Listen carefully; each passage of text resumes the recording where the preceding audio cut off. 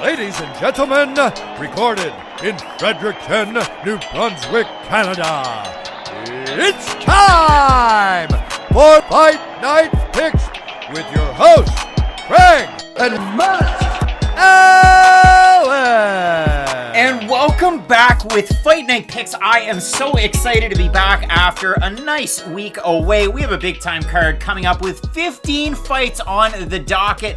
You have Anthony Smith, who just continues to headline, taking on a guy who has a huge opportunity in the ever-evolving Ryan Spann. As always, one half of your host and duo, Craig Allen. You can find me on Twitter and Instagram at Craig Allen FNP. And with me to my left, to your right, as always, one half of your host and duo, Matt Allen. You can find him on the respective socials. It's pretty simple, at Matt Allen FNP. Now, Matt Allen FNP, since a number of pay-per-views ago, where it was a 1-8-1 slate, where we really struggled, it's been week after week after week of positive results. And I have been so excited because we threw out a challenge out there. If we can reach 30,000 subscribers on this channel, if you've been kind of mulling around, maybe I hit the sub, maybe I don't, maybe I toss a like, maybe I don't, you definitely should. Because if we can reach 30,000 subscribers, we're going to pop out an extra show every single week for Dana White's Contender Series. So, if you've been hesitating, if you've thought about it, maybe toss us a like, toss us a sub. If you don't,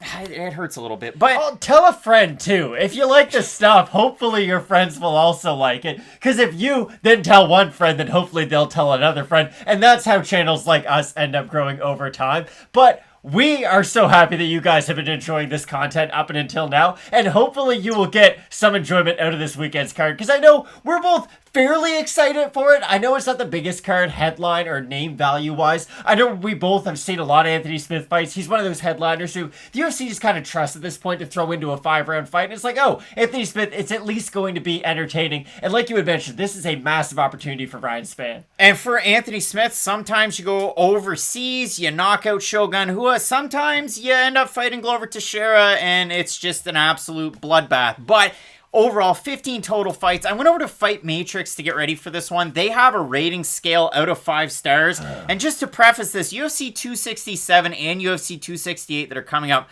4.5 stars out of 5. That's even good for just a pay-per-view. Those cards are stacked. This one, 2 stars out of a possible 5. But I say this because there's a lot of matchups throughout this card that get us excited for it. You should definitely be excited for them too. So why don't we throw it on over to our Fight of the Night screen, which is always presented by Manscaped. Make sure you check them out. Manscaped.com. Use promo code FNP. You're going to get 20% off and free shipping. Let's throw it on over to the Fight of the Night screen.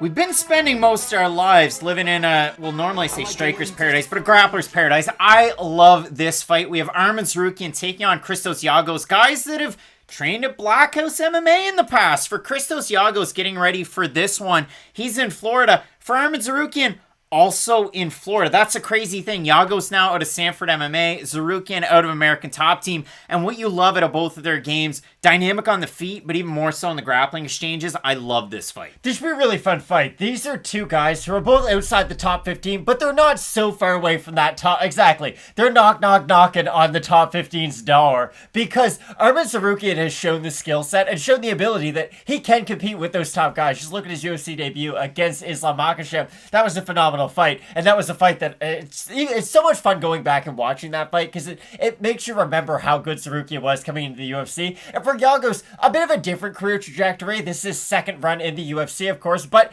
he's kind of started to bring it all together. We're now starting to see the best version of Christos Giagos. I think this fight's going to be absolutely phenomenal. For both of these guys, just look at their recent losses. For Tsarukyan, Makhachev in his UFC debut. For Giagos in his second turn with the promotion, Charles Oliveira, and then Drakkar close in a decision. So this should be an absolutely great fight. And in our second pick, a little bit tougher to pick, but this is what we're going with here. So JP Buys hasn't fought a bantamweight in a while, but now he is taking on Montel Jackson. You expect scrambles in this fight. You expect a little bit of wrestling to go with the striking. I think this is going to be an all-action fight. Wouldn't be surprised if it doesn't reach the full 15 minutes either. So I feel like there's going to be a little bit of pushback for this being one of our Fight of the Nights, but let me at least make a bit of a case for it right now before we get too in-depth with the prediction videos.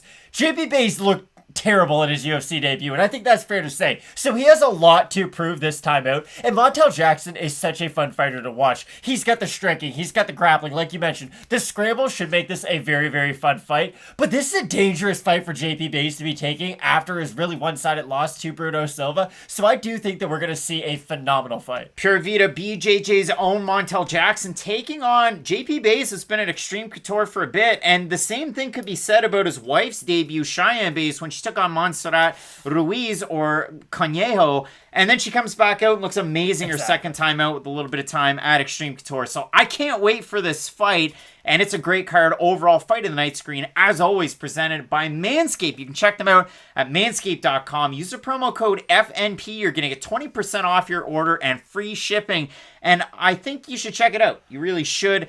Great fights on this one. 15, so it's pretty hard to choose from. You let us know down below who you have for your possible fight of the night as well. I remember when I was a kid, and we're really going back quite a bit, but I've always been a big Tobey Maguire fan as far as Spider-Man's concerned. The oldest high schooler of all time. The oldest high schooler. Well, he was in university or college for our American friends, but, in the movie, the first Spider-Man movie, I knew that Nickelback had a song there, but then it was like Chad Kroeger and Josie Scott from Saliva. And they say that hero can save us. Not gonna stand that here. might get us taken off YouTube. That's close to the real thing. But listen, I love that song. I love that movie. And apparently the people at the UFC designing this poster, they did too, because it looks like Anthony Smith and Ryan Spann are going for that Peter Parker, Mary Jane kiss. That's a vibe I get. Regardless, 15 fights on this card, and wherever your excitement level is, it's worth a like. I mean, hey, they're free, right, Matt? Yeah, they are. The boys still put the work in. But listen, if you want to go a step further, you can check out our sponsors, manscaped.com. Promo code FNP. You're going to get 20% off and free shipping. You can also find our store where you can pick up some cool merch. A lot of these gray tees left. They really work all year round, and honest to goodness, when I'm not, taping these videos, I'm pretty much living and dying in this shirt. When I do die, bury me in this shirt, if we're getting real and meta. And overall, a lot of great stuff going on with Fight Night Picks. If you can't get enough of us talking about MMA, you can find us on our second channel. It's 15-minute card breaks. We're opening sports cards. We're continuing the conversation over there. If you can't get enough of the NBA, NHL, NFL references, good stuff over there as well. Link down below in the description. Matt, we've talked enough in the intro. We have 15 fights to get ready for, including a short notice entry. Cameron Van Camp. He's going to be replacing Jim Miller. So a lot of big fights coming up. You're not going to want to miss them. Keep them locked in with Fight Night Picks. As we always say, let's get into it. Alright, so the trickiest fight to try and pick and predict goes off the board at number 1. We have Spitfire Emily Whitmire at 4-4. The record's so nice, she has it twice. Because, Matt, she was 4-4 as an amateur and 4-4 as a pro. She was on The Ultimate Fighter, unfortunately for her. Didn't totally work out. But really, in the UFC, it's been weird. I mean, she has taken on some really big names. Maybe hasn't beaten them, but that level of experience is there. You look at it, since she's come into the UFC, a loss to Jillian Robertson, a loss to Mandy Hebos, a loss to Polyana Viana, the wins in the UFC over Jamie Moyle and Alexandra Albu. And it really is kind of tricky because you have to figure, unfortunately, for both these women, it could be a one-and-done type scenario where you lose, you're done. And for Hannah Goldy, we saw her compete, just a couple of months ago. She took on Diana Belbizia, and unfortunately for her, wasn't able to get the job done in Goldy's UFC debut. Took on Miranda Granger. It was more of the same, and we've seen that from Hannah Goldy. Something that I've really talked about. Nice leg kicks, nice in and out, because she's normally the smaller fighter against a lot of the women that she takes on at 115 pounds. Definitely has a strength advantage over the majority. She uses that raw strength as her takedown offense, her takedown defense. But it's one of those things that we even see it out of the men. Kind of when you get up to 185, 205. There's some guys out there that can just use brute strength, and then after a while, it kind of drains on their cardio. But all of the positives that I had for Hannah Goldy coming into the UFC, you can kind of just throw them out the window because she's been out-volumed. She's been out-grappled. Every strength I've seen for Hannah Goldy hasn't really worked out for her. So for me, Hannah Goldy very much is a striker at the core, very much volume-centered. she's just been out-volumed in every single fight. For Whitmire, Matt, we haven't seen her in a long time, too. No, we haven't, and that's the craziest stat about Emily Whitmire. She's been in the UFC since 2017. That's been longer since Luka Doncic has been in the NBA, and he's one of the best players in the NBA. And the weird thing has been, she's gotten a bit of a promotional push, I'll say. It's not like she's like a Macy Barber, for instance, where, they're putting her on nothing but main cards. But coming off that season of The Ultimate Fighter, there was a little bit of Whitmire buzz. I know that Jillian Robertson fight was a really big fight. It was one of those, okay, neither one of you won your season. We'll still match you up, and we'll give you the chance in the UFC. She immediately gets submitted. So fast, it's not even funny in that fight. And that's been the thing about Emily Whitmire. You look at her 2 wins. I know we throw this term around a lot. I know Anthony Freight Train Hamilton was one of the first, this guy's the worst fighter I've seen in the UFC. This is the problem. Emily Whitmire's 2 wins are quite honestly over 2 of the worst fighters in UFC history. Jamie Moyle is not good whatsoever. I don't think that's a controversial thing to say. And Alexandra Albu, she never really had the experience to go along with it. She was a really weird fighter if you go back and look at her career, because she would fight once a year, every year on International Fight Week, get beat, and then the UFC would just bring her back the next year. It was a very strange run. But when she went into her fight with Whitmire, she was undefeated. She was 3-0. It was a big fight, and that's the thing. It was just odd. But being undefeated at 3-0, that's my issue. She was a very inexperienced fighter, and it was a good win for Whitmire, but I felt that at least at the time, a lot of people put a lot of stock behind that win, and then Emily Whitmire was never really able to build on top of that. When I think about the game of Emily Whitmire, it's not difficult to break it down. She has, I would say, sloppy volume striking on the feet would be the easiest way to describe it, and she goes for a high volume of takedowns, and she gets stuck a lot in that in-between clinch. Now, Hannah Goldy, like you said, is very physically strong, and she does rely a lot on just her pure strength to get out of takedowns. She's not somebody like a Robert Whittaker, for instance, who I'm sure is very, very physically strong, but we see he digs underhooks, he sprawls, he does all those little skill checks, if you will, that you really like seeing from somebody high level to defend a takedown. For Goldy, it is a lot of I'm gonna try to pull that one underhook and just wrench it as hard as I can, and then that'll be it. I do worry about Goldy's staying power, and I don't just mean that about her in the UFC, I just mean that in this fight, because, again, like you had mentioned, she is the smaller fighter in this fight, and Emily Whitmire's weird, because I don't think she has great takedowns, but she is an oddly large fighter for this division. She has a very big frame, and her takedowns are very jiu-jitsu takedown-y. She doesn't go for a lot of power double legs or anything. It's a lot of, I wrap you up in the clinch, I then go to drag you down to the ground. I don't think Emily Whitmire is a great fighter by any means, but stylistically, I do think she has at least a few wrinkles in her game that will give Hannah Goldy trouble. It's kind of crazy, and you had mentioned, Whitmire comes into the UFC in 2017. She fought once in 2017, once in 2018, twice in 2019 and once in 2020. This is her first time out in 2021. For Hannah Goldy, the same can't be said. She fought Granger 2 years ago. She fought Diana Belbizia a month and 2 weeks ago. She gives up a couple inches of reach. She gives up about an inch in height. And you talked about that with Whitmire. She's one of those people that kind of carries themselves like a big... Like Derek Brunson on Media Day? I guess, if that's what you want to go with. But for Whitmire, coming out of a really neat gym in Syndicate MMA, of course, you're going to have Joanne Calderwood there. You're going to have, who else? Jasmine Jaws Vicious, that I think a lot of people are excited about seeing in the UFC. Vita Arteaga, somebody who has nothing but fun fights over with Bellator. And you've got the powerful grappling. You've got the takedowns. And for Whitmire, the one thing that you would worry about in a fight against Hannah Goldy, we'll play devil's advocate for both fighters. Whitmire keeps her legs really wide. She's a really wide base when she's standing out there. Almost looks kind of like a karate fighter, but she plants, and then she throws her hands. And when she throws her hands, she just leaves her head there and doesn't move her body or her head. For Hannah Goldy, perfect opportunity. Pitter-patter, in and out. And if you like Goldy in this fight, that's her great opportunity.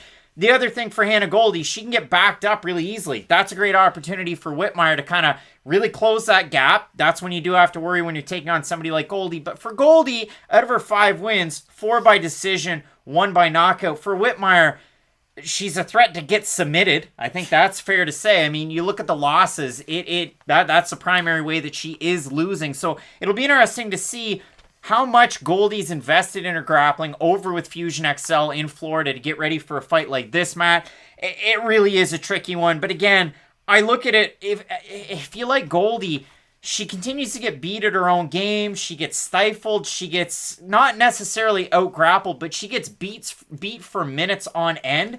that's a trouble in a fight against somebody like Whitmire. And I think that is the big key to this fight. The thing that I hate is, okay, let's say you're dominating the regional scene with your volume striking. That's what we get to know you for. Then you make the jump to the UFC, and we can all agree the UFC is a jump from whatever regional scene a person would be on.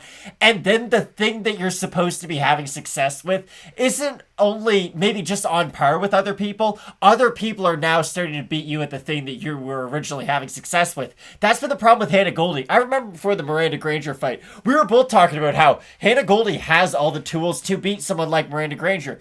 But Miranda Granger basically just outdid Hannah Goldy in all the strengths Hannah Goldy had. And again, when I talk about those in-between positions and those, Whitmire might be going for a takedown, she won't be able to get it, but it'll at least be somewhat of a stalling position. Those are all minutes that Emily Whitmire is probably going to be winning in this fight. And I don't think either one's going to be able to get a finish, to be completely honest. So I do see Emily Whitmire winning a razor close decision. Yeah, this is a really tricky one. If you're going to bet on this, you're insane. Yeah. Whitmire open to minus 180 favorite. She's minus 124 right now for Hannah Goldy. Open to plus 155. She's a plus 101 or thereabouts. If we have a look over on Topology for this one, 969 total votes, 72% Goldy, 84% by decision. For the 28% that have Whitmire, 78% by decision.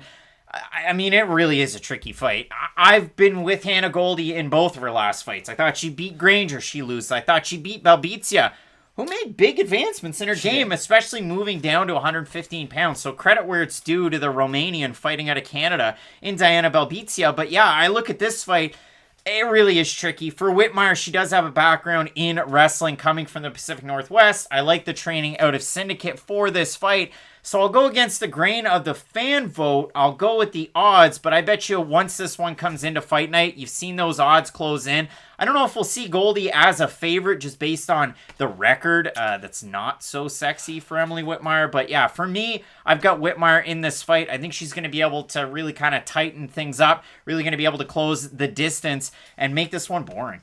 Yeah, I think you're 100% right. This fight does belong in the Bellator prelims, not even the UFC prelims, because just these fighters aren't of the level that you would assume fighters at this weight division are. Like, women's strawweight is by far the best women's weight division, and it's not even close right now. You look at the top of the division, just the whole division, you've got fighters like Tatiana Suarez, who hopefully her neck gets better at some point, Joanna Jędrzejczyk, Wei Li, Rose Namajunas. Like, these are fighters who show mixed martial arts at their highest capability, and I just don't think either one of these fighters will ever find themselves in those positions in this weight class. I'm going to go with the Whitmire pick, but I doubt that she'll be making her way to the top 15 after this one. Both of us going with Spitfire Whitmire. Matt, we've got a full slate of fights, 15 in total, headlined by Anthony Lionheart-Smith taking on Superman Ryan Spann. You're not going to want to miss it. Keep it locked in with Fight Night Picks, as we always say. Let's get into it. Coming up this weekend, a couple of bantamweights looking to get back in the win column. We have the former Combate champion Gustavo Lopez taking on the Mongolian Knight Heilialateng Hailey. And Matt, I love this fight. Listen, when we were kind of going over possible fight of the night scenarios, we went a little off the board with Montel Jackson, JP Bays, but I think this fight, in terms of being a grappler's paradise, it definitely is one of those fights. And I want to pass it on over to you because we look at fight cards every single weekend. We look at fighters, and I'm going to throw it at Gustavo Lopez. Is he one of the better fighters out there that just has an awful record because he's fought good competition? He really might be. Like, arguing for Gustavo Lopez is trying to, argue for Chris Paul. If you just look at the resume, yeah, there's a lot of blemishes on there. But if you look any deeper than just surface level, you'll see that, he's not losing to scrubs by any means. And the really fun thing about Gustavo Lopez is that he is such a fun and dynamic fighter. He's got great wrestling. His jiu-jitsu is absolutely absurd. His striking, it's odd because there's sort of conflicting reports. I don't think he's the worst striker in the world. I will say this right now. But this is the issue. He definitely does strike too much, and that is the problem for Gustavo Lopez. We talk about this with a lot of other fighters, how they almost don't know what they do well. Sarah McMahon is the example that I always go to. Hey, Sarah, do more than wrestle. Gustavo's teammate, Justin James, hey, stop striking. I get it, you beat Camacho, but start wrestling again. Exactly, and I don't know if this is just maybe a larger problem with the gym, but the problem with Gustavo Lopez is you have this great wrestling and jiu-jitsu background, but you are forcing yourself to strike for extended periods of time with guys who are just better strikers than Gustavo Lopez. And even if you go back to the Merab Dvalishvili fight, because I know there's people out there being like, oh, if he's such a good grappler, why did he beat Merab? Listen to me right now. He may have lost to, like, one of the top 3 boxers in the division in his last fight, and one of the top 2 pure wrestlers in the division 2 fights ago. And I don't really think you can look at Gustavo Lopez and think, oh wow, he's terrible because of those 2 losses. This fight is really important though, because for Heilialateng, a lot of people do remember him for his crazy fight with Casey Kenny, which was way longer ago than I ever thought. I keep on thinking, oh what, that fight was what, 6 months ago? We're almost coming up on a whole year since the last time Alateng's been in the cage. I really want to talk about that fight, because if you go back and watch that one, yes, it's crazy. Yes, the judges' decisions are strange.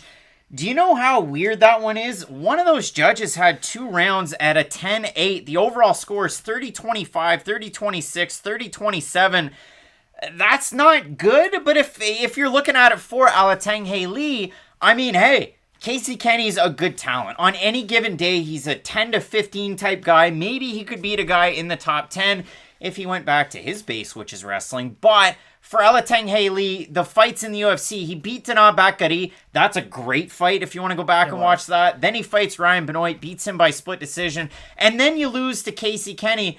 Okay, so you're a 20 to 25 guy, maybe a 20 to 30 guy. For Alateng Hailey, what I like about him, he's a good striker. He throws with a lot of power. And if he gets tired, which tends to happen, he starts to wrestle quite a bit more. And I really want to go hard on these stats because they're late wrestling.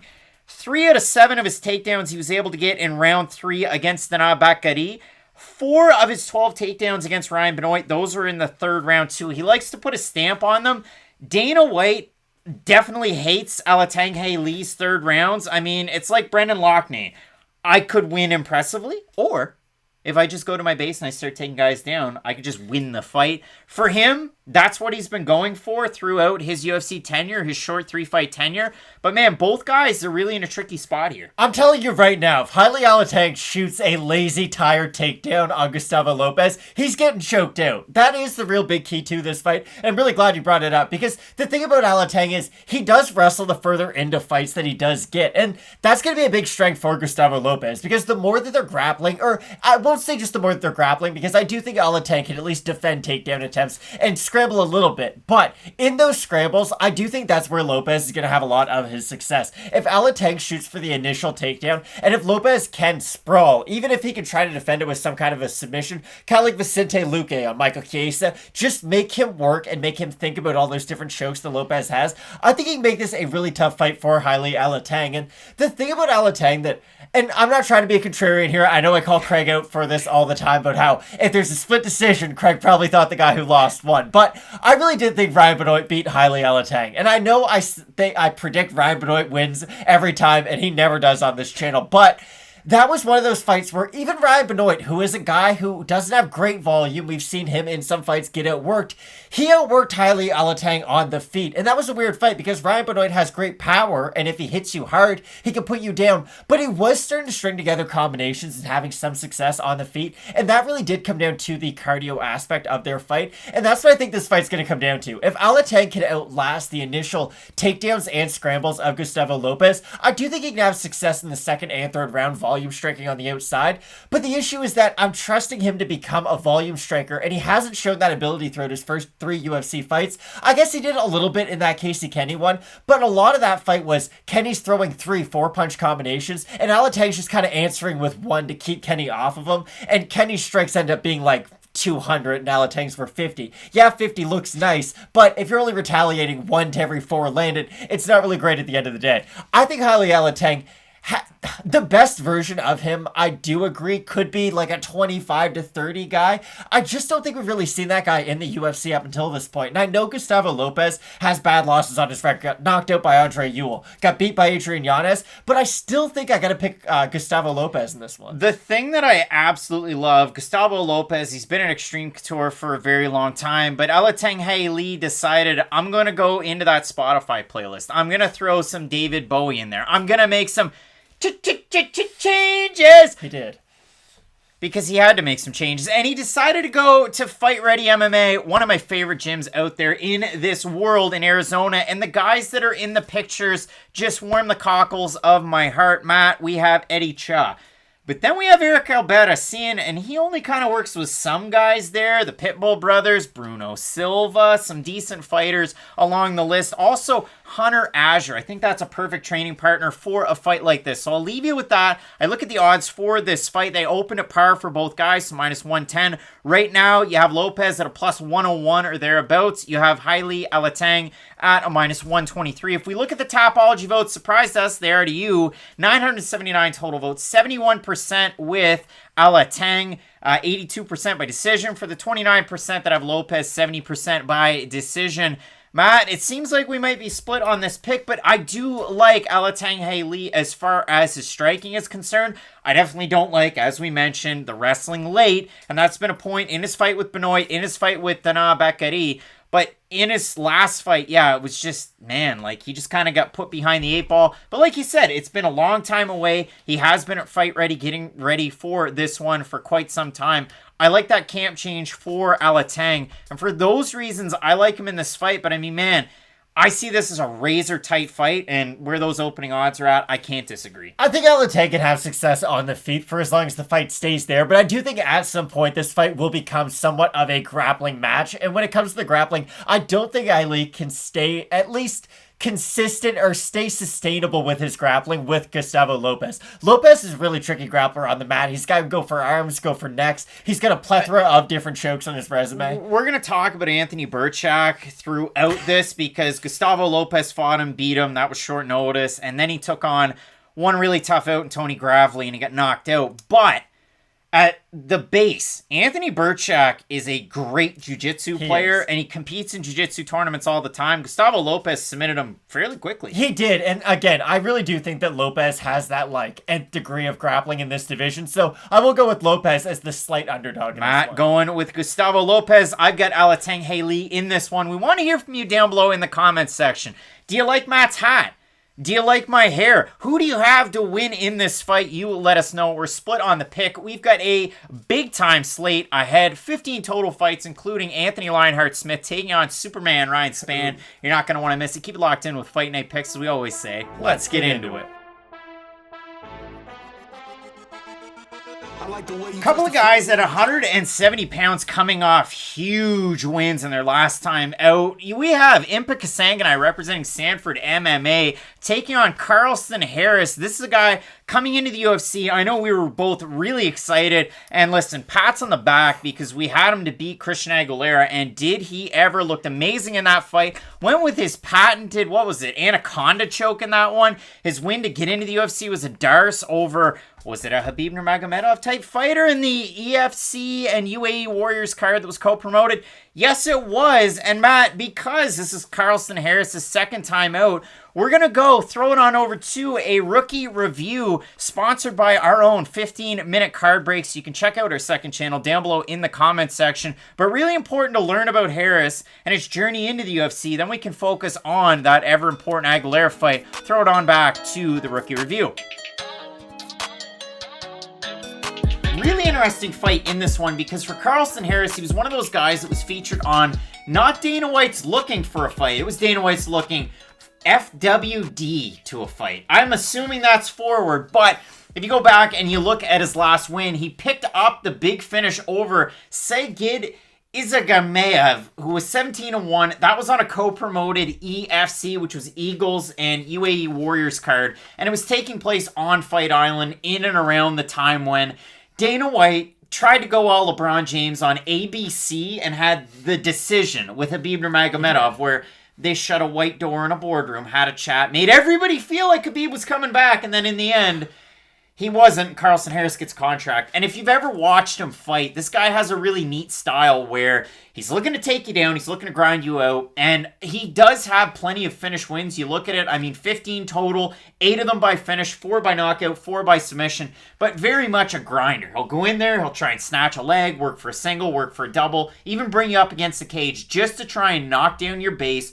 wear you out, and finish you. And if he doesn't, then more than likely he's going to win by decision. I mean, again, 15-4 the total record. He's 33 years old, nearly 34, and you don't see a lot of fighters getting their debut, especially at welterweight, being that far up, and I say far up, but being that far up in age, especially being a prospect like that. So maybe an unlikely signing to the UFC. But it is unfortunate, and I'm just going to expand a little bit upon what you had sort of mentioned. Carlston Harris is kind of in that Jaime Barcelos area where it's like, damn, I really wish this guy was like 5 years younger, because it really is unfortunate that a guy at 170 is only getting his first opportunity at the age of 33, almost 34, because at 170... it's not like age is going to catch up to you like maybe a Dominic Cruz at bantamweight. You can age a little bit more gracefully. I mean, look, Cowboy Cerrone's in the co-main event.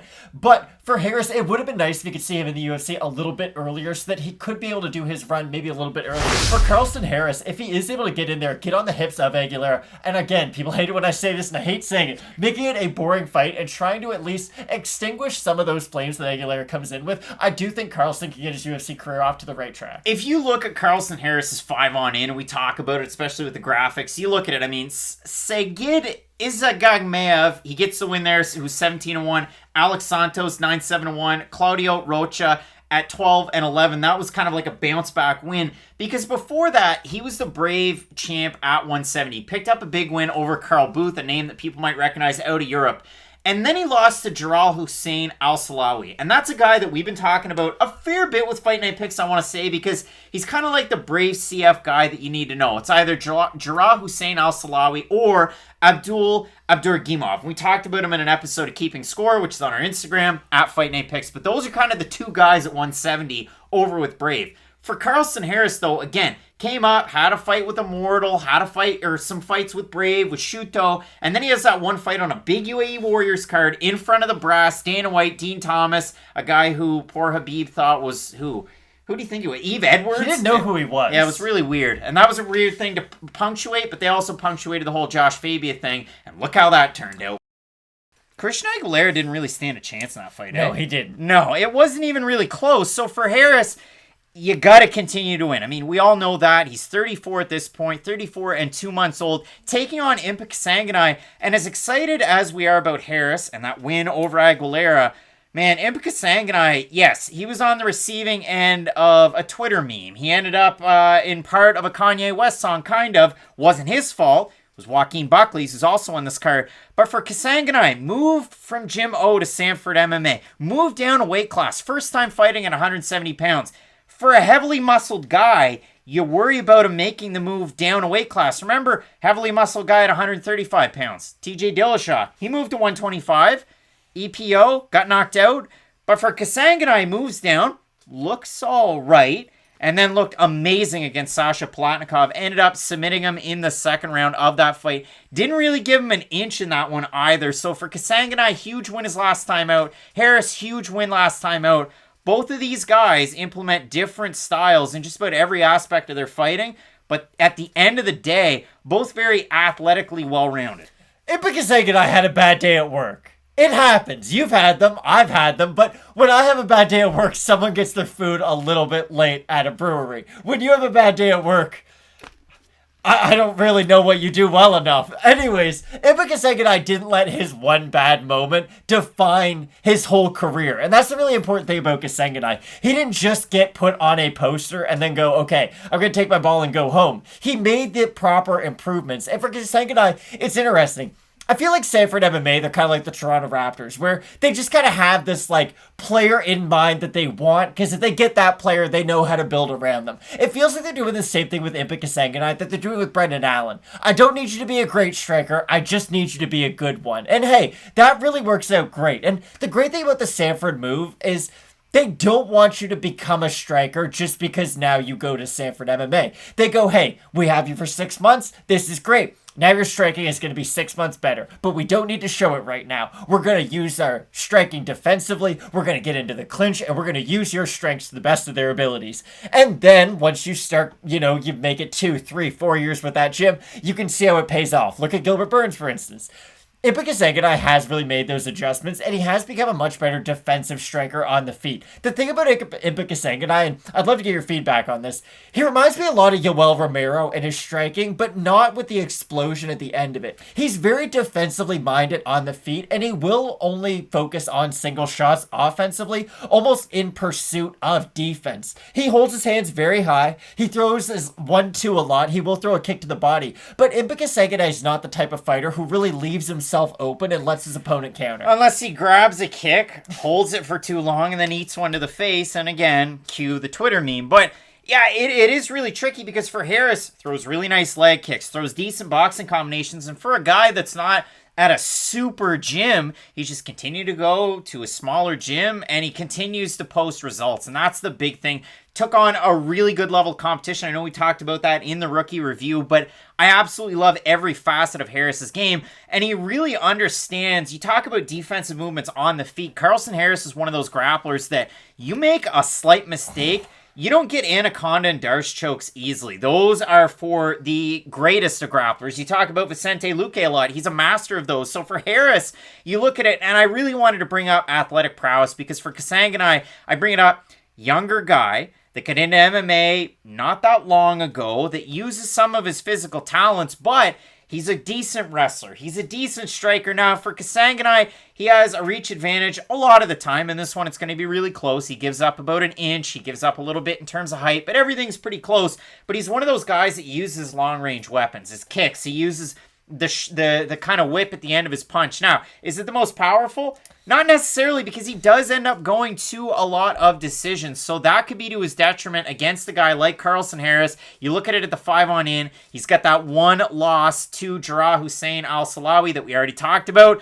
Probably one of the better prospects at 170 pounds that we don't have in the UFC. Lost that one by knockout. Lost a split to Julio Cesar Andrade back in 2016. And then has a few losses from early on in his career. 10 and 9 years ago. So for Harris, he just continues to win at an older age. For Impa Kasanganay, still, I would say fairly green, but you can definitely tell he's learning on the job every time out. In the UFC, win over Maki Pitolo, lost to Buckley, win over Platnikov his last time out by submission. Certainly surprised me with that one because Platnikov, decent grappler. He manhandled him, though. Decent grappler. Kasanganay look great, Matt. The odds for this fight, we got Kasanganay open to -150. He's -135 right now. Harris open to +130. He's +110.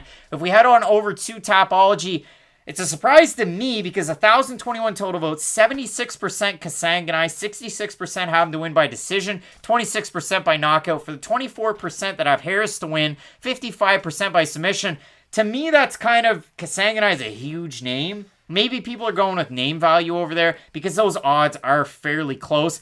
I have a hard time with this one, honestly. I still like Impa Kasanganay because this is the problem. I think Carlston Harris needs to get the takedown at some point to win this fight. I do think he has good boxing combinations, but I don't think he's such a good striker that he can just win a 15-minute fight at the UFC level on the feet. I do really think he is going to have to incorporate the grappling at some point. And the thing about Impa Kasanganay is he's not just good at defending strikes, of course. He does have great takedown defense, too. Physical strength really does play a part into his game. And I do think he can just do enough every single round to slightly edge out a decision win over Harris. Again, I don't think he's going to make this fight very entertaining because the more entertaining it is, probably the more it plays into Harris's game. But I do think Kasanganay can walk away with another decision win. I really do. Kasanganay reminds me of Kai Kamaka. We're going to have to make a list for fighters with crazy physique but no knockout power. But yeah, Kasanganay is one of those odd characters where he doesn't really have a lot of finished wins, even though you would look at him and assume he can starch everybody with one punch. Carlston Harris, he's won his last 4 fights by finish. Claudio Rocha,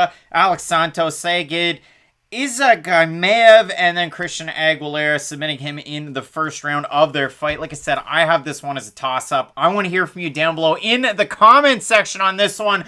I'm ever so slightly giving the edge to Impa Kasanganay, but I don't have the most confidence in that one. So I want to hear from you down below. Both of us right now going with Impa Kasanganay, but listen, I think Harris has a great opportunity here to really get a big win and vault himself into the conversation at 170 pounds fairly quickly too. Only 2 fights in. We have Kasanganay. Want to hear from you. 15 fights on this card, headlined by Superman Spann taking on Anthony Smith. You're not going to want to miss. Keep it locked in with Fight Night Picks, as we always say. Let's get into it.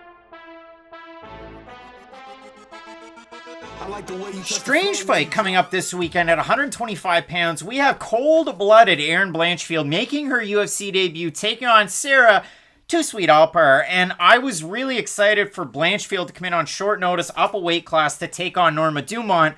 Unfortunately for me and everybody else, well, Erin Blanchfield made weight, and that would have been her first fight at 135 pounds. Norma Dumont did not, which is a story of Dumont at 135. She weighed in at 139.5. It's the bricks in her hands. They weigh too much. That's enough. So, Matt, ultimately we don't get that fight, and I thought that was going to be too much too soon for Blanchfield because, listen, she's one of the greatest fighters at 125 without a belt that wasn't in the UFC, and it would have been a great opportunity for her. Win, lose, or draw. Same thing. Vanessa Demopoulos got a fight not that long ago, short notice, 125. She'll move back down to 15. Might not have as much success as Blanchfield will. Might not, but a big name that you recognize. So, in this fight, it gets interesting because you can pick off some of the names on these ladies' resumes, and they're very impressive. Sarah Alpar won with LFA for the title against who, Matt? I can't think off the top of my head. You can't think off the top of your head. Come on. Jocelyn Edwards. Big split decision win. Then she went on Contender Series, beat Shanna Young by submission. Earns her shot. Takes on Jessica Rose Clark, and I talked about it in that fight. I might have picked Alpar in that one. I think I did. Yeah. I thought the wrestling advantage that she had, the size, it would have worked out great. She was going to tire out Jessica Rose Clark. And much to my dismay, all those things happened to her. Jessica Rose Clark almost kneed her illegally, but didn't. We had the replay for that one, and Sarah Alpar had a bad fight on her hands. So what does she do in this one? Well, she's going to move down a weight class, and hopefully for Sarah Alpar, she had a good camp coming into this one. I know there was a lot of controversy, or at least talk around fighter pay. She put out a GoFundMe because she couldn't fund her camp, couldn't make it to a fight, and that sucks. Like, Jake Paul was talking about fighters like Sarah Alpar when he was looking for more equitable pay for fighters. And listen, I'm a bad media guy because I want fighters to get paid more money. Yeah. But when I look at this one, so she's going to move down to 125 pounds. And I had to write it in my notes because this is her first fight at 125 since December 18th, 2015. Started her career at 125. That was, almost 6 years ago. Erin Blanchfield, one of the best prospects at 125 pounds. Her only loss, I think she won against Tracy Cortez over with Invicta. Cortez wins, goes on Contender Series, wins, goes to the UFC. If Blanchfield won that fight, she very well could be in the UFC, but you look at the names, they're names you know and recognize. Over with LFA, she knocked out Victoria Leonardo. Okay, that's not that hard to do. But 2 big head kicks and earns the knockout. She beat Brogan Walker Sanchez her last time out. Name that a lot of people know and recognize with Invicta. Erin Blanchfield, she's trained at some of the biggest gyms in New York. She's been at Renzo Gracie. She's a black belt in jiu-jitsu. She is a great ground fighter, but she's continued to make leaps and bounds, jumps and gains, I guess I want to say, in her striking, and I absolutely love that for her. Now she's at her own weight class that she's so familiar with. I don't see Sarah Alpar winning this fight. Wow, Craig. No, here's the problem. I'm going to have the same problem with Erin Blanchfield that I do with Cyril Gahn. And I know it's a good problem to have when I'm questioning your durability, when I'm questioning how good you are as opposed to your level of competition, because you're so much better than your level of competition. But the problem is that after Saturday, after Erin Blanchfield destroys Sarah Alpar, because yes, she's going to win this fight, I'm still going to have the exact same questions. Like, as a fan, or not even as a fan, just as someone trying to look at the careers of Erin Blanchfield, trying to assume, okay, where is her ceiling? I don't think her beating Sarah Alpar is going to give her many answers towards that. I think Erin Blanchfield is going to be able to do the exact same thing Jessica Rose Clark was able to do to Sarah Alpar, because Sarah Alpar is one of those fighters who, yes, she has good wins on her record, but she's one of those fighters who, if you're a striker who needs distance, I'm going to crash that distance constantly. And it's not that I'm beating you per se, I'm just putting out your fire constantly, and I'm just making you defensive as a result from it. Erin Blanchfield doesn't need distance to strike with you, though, to win fights. She can out-grapple you. She can out-wrestle you. She can outstrike you, don't get me wrong. But it's not like she has to rely on that to win fights. I just think this is a really, really tough fight for Sarah Alpar. We saw her struggle with not only the size, but the strength of Jessica Rose Clark. Rose Clark is barely a bantamweight. Like, she used to fight at this division before moving up, so I just think this is a tough fight for Sarah Alpar. I know we haven't given a lot of ways for Alpar to win, but when you look at what Alpar does well, it matches or it laps over with a lot of what Blanchfield's strengths are. And Alpar is just one of those fighters who, unless she is able to get the takedown, unless she is able to wear her opponent out, I just don't think she's going to be able to get those quality wins that we're looking for at the UFC level. It is frustrating though, because again, I think Erin Blanchfield should be in there with Macy Barbers of the world. Like, names like that to at least increase her star potential. I don't really think this is one of those no-win situations. You beat Sarah Alpar, that's great, you were supposed to anyways. You lose to Sarah Alpar, it's like, people didn't really think she was great. So this is a tough situation for Blanchfield to be in, but I do think she'll be able to get the win. I mean, Alpar has the wrestling in her back pocket. She has jiu-jitsu in her back pocket too. I just think Blanchfield's is a little bit better. Coming in here, just having turned 22, well, since her last fight booking against Norma Dumont. She would have been 21 coming into that, Matt. The odds for this one, Blanchfield open a minus 180. She's minus 316. And if you look at it for Alpar, open a plus 135. She's plus 245. Over on Tapology, it's going to be a surprise to us as it is to you. 997 total votes, 92% Blanchfield, 82% by decision. For the 8% that have Alpar, 63% by decision. I would be fine with saying, yeah, if Alpar is going to win, definitely by decision. If Blanchfield's going to win, decision, maybe submission. I can't stress this enough, though. Again, you haven't fought at 125 in 6 years. I do worry about the weight cut for this one, too. So we'll see how Sarah Alpar makes out with that, because you almost have to beat the scale before you can win the fight, and that's something that you always worry about. I have Blanchfield in this one. I normally don't go so hard in the paint, and if I get it wrong, I look like a dink. But I've got Erin Blanchfield.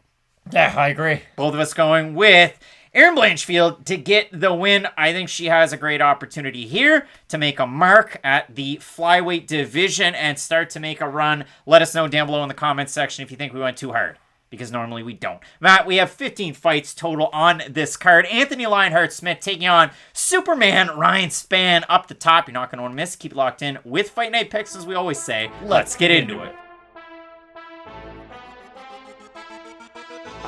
I don't know why JP Bays decided to sign the bout agreement for this fight, but he's going to be taking on Montel Jackson at 135 pounds. And Matt, that doesn't really do this one justice. But for Bays, he made his debut in his, I would say, natural weight class, his supposed weight class, 125 pounds against Bruno Silva, and he got starched. And we had high hopes for Bays in that fight.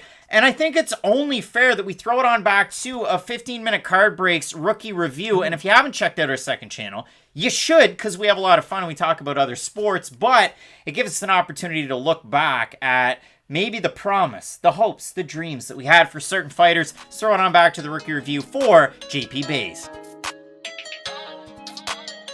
We have JP Bays making his debut at 24 years of age. Now listen, he had the opportunity to punch his ticket to the UFC when he was 21 back in 2017. He took on Joby Sanchez over on Contender Series, and he was unable to get the win. He was actually finished in that fight, but since then, he's been able to rack up 3 straight wins split between EFC and Brave and LFA and the Contender Series. He's been around the block, but listen, for South Africa's own JP Bays, this guy can get it done in a lot of different ways, but you know and love the wrestling and the top pressure, especially from him. Plenty finishes, and that's the thing that you like. I mean, his last win, guillotine choke, referee stoppage, ground and pound finishes, mounted guillotine choke. When he fought Khamzat Magomedov, a little bit of a DQ, wasn't supposed to elbow him when he was down. It is what it is, but he ends up picking up a win where he was in a bit of a compromised position. This is one of those dangerous fights to predict, because everything tells you that JP Bays should win this fight. It really does, because he's the better wrestler, he's the younger fighter, he's the more hyped up prospect, he's been doing well since the first time we saw him on Contender Series, and this is one of those classic fights where you think, oh, Bays is going to go in there and just dominate Silva. But when you actually look at who Bruno Silva's fought and how he's done in those fights, it's not like he's been completely counted out in either one of them. Bays may be able to replicate some of that success. He's got really good takedowns in the clinch, but one thing that Bays is really good at is doing takedowns in the center of the cage. He's got really good cage control, and he's great at keeping his opponent from getting their back up to the cage cage to then try to wall walk up. He does have great control, and that's the thing for Bruno Silva. In all of his fights, he is going to get tired, and it just kind of depends at what point in the fight he will. So if Baze can really make him work early, I think it's going to look good for JP. All right, Matt, so Baze comes into the UFC. He's good at wrestling. He can strike into the clinch. He throws a ton of power. He gets finishes in every which way. And then he goes in there against Bruno Silva, and it was bad. It was bad. It did not go well. What were your takeaways from that fight? The problem is that JP Baze looked like such a dominant wrestler outside the UFC, and when he did finally make the transition over to the UFC, you kind of assumed that the wrestling would also make the transition, or you thought that the dominance that he at least displayed outside the UFC would at least somewhat translate, but it just didn't against Bruno Silva. And listen, Bruno's a tough fight, don't get me wrong, but I don't ever look at Bruno Silva as one of those guys who's so far out there that a UFC guy making his debut can't beat him. And the issue for Baze was that I think you got to put respect on his name now. You do a little bit, but the problem is that you talked about striking into the clinch. Baze didn't really show that ability much at all, and he just was eating damage the whole time he was doing it. Again, Marvin Vittori's name is about to get brought up. We're 30 seconds into this prediction video, it might be a record. But how many times does Marvin Vittori get knocked out going for takedowns? None. Because you know what he's really good at doing. He throws some good boxing combinations. Nothing wild. Nothing that's going to blow your hair back. But it is effective. And that's what matters at the end of the day. JP Baze doesn't have the most effective strikes into the clinch. And you're fighting Montel Jackson. And listen, Montel Jackson, he's a good grappler. He's got great jiu-jitsu. But he's got big power in his hands. We were looking at UFC Stats website. He has 6 knockdowns in the bantamweight division. Nobody really gets knockdowns and knockouts at this division, but Montel Jackson's shown the ability to go out there and not only submit great grapplers, but knock out and hurt great strikers too. And that's why I think this is a really hard fight for JP Baze. Because for Baze, just in a vacuum, if you're looking at a guy without the height that he has, it's okay. You have a guy with promise who loses his UFC debut. Normally they give that guy someone who's maybe on a 2-fight losing streak. Maybe they had won a few fights, but now they've won one, lost one. You don't fight Montel Jackson, who's looked really good as of late. This is really odd matchmaking for me. I don't really know why they're putting this fight together. So we look at it for Jackson and his body of work. He knocked down Rico Di Ciulo over on Contender Series. He ends up knocking him out. So 2 knockdowns in that one. He fights Ricky Simone, loses by decision. He gets out wrestled, out grappled in that one. Then he fights Brian Kelleher, and he submits Brian Kelleher. Then he fights Andrei Sukumtov. Kind of does everything better. Then he fights Felipe Claras, knocks him down and totally outstrikes him. Fights Brett Johns, loses, knocks him down once, but Brett Johns was one of the old, well, I won. UFC doesn't want to pay me. He's tricky. Yeah, I mean, it was the old Coors Light with Brock Lesnar. UFC don't want to pay me nothing. I'm going to Bellator, and then it didn't work out for him, but he was against a good fighter, and I digress. So then he takes on a short notice opponent in Jesse Strader. Now, you might know Jesse from being Aaron Carter's boxing coach, and that didn't work out too good because even Lamar Odom could beat him. But Jesse Strader at the end of it, decent boxing. Fun fights. We saw him in fun fights with Combate. That's kind of the only nice things that we could say. He knocked him down twice in 2 minutes, knocked him out in that fight. That did Montel Jackson. So Jackson has all of those things. He comes out of Pura Vida BJJ with the O'Day Osbornes of the world, Zach Otto's gym, Hot Take Kate, who's been on Fight Night Picks before, working out of Pura Vida BJJ. And I'll throw down another name, Matt. Who do I have here? Jamie Simmons, it's in the UFC. So all different kinds of looks there. But a super positive striking differential. A great strike accuracy at 55%. Averages 4.15 takedowns per 15 minutes at a 77% clip. Gets taken down stops 2/3 of the takedowns against him. This guy is long for the division. He's a southpaw. He throws so many tricky things at you. JP Baze is going to be an undersized 135er. He gives up, 5 inches of height and 7.5 inches of reach? It's just against the southpaw? Now, I want to give one shout to JP Baze.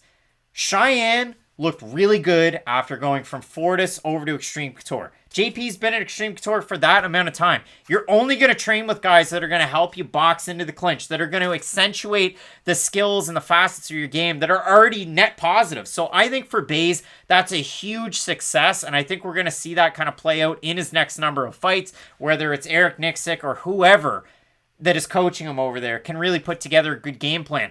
This is just such a bad fight stylistically for him. This is the comp. Montel Jackson reminds me a little bit of Daniel Rodriguez at this weight division. Now, I don't think he has the same level of volume that Daniel Rodriguez has, but I do think that there is some similarities in their games. You wouldn't give a UFC newcomer Daniel Rodriguez. They did. His name was Preston Porter. Preston Parsons. Preston Parsons is the man's name. Preston Parsons. And it didn't go well at all. And JP Buys he is basically a UFC newcomer. I know he's got the one fight, but still, he is very, very green in his career. I just think this is a really bad fight for him, and I do see Montel Jackson walking away being the winner. Matt, the odds makers, they agree. The odds for this one open a -600 for Montel Jackson. He's roughly a -559. Somebody put a lot of money on Buys at one point, and then it blips back down. Buys open a +400, +401. That's what Best Fight Odds has for this one. Over on Tapology, 875 total votes, 90% going with Jackson to win, 72% by knockout. For the 10% that have Buys, 32% by decision, 20% by submission, 34% by knockout. Listen, anybody can land a good punch, and maybe he can knock him out in this one. I think Montel Jackson wins this fight fairly handily.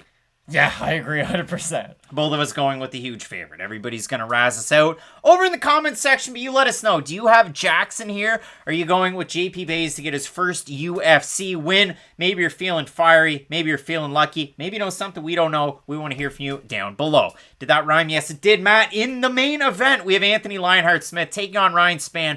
15 total fights on this card. You're not going to want to miss it. So keep it locked in with Fight Night Picks, as we always say. Let's get into it. A couple of prospects battling it out this weekend at lightweight. We have Dakota Bush. His nickname is Harry. He'd be familiar with today's sponsor. It's Manscaped. Check him out, manscaped.com. Use promo code FNP. You're going to get 20% off and free shipping. And for Dakota Bush, it's a stupid nickname. It's a great product. He's taking on a tricky fighter in Rongzhu, and this is a guy coming out of China. He was one of the multiple participants that took place at UFC 261. He took on Kazula Vargas in that fight.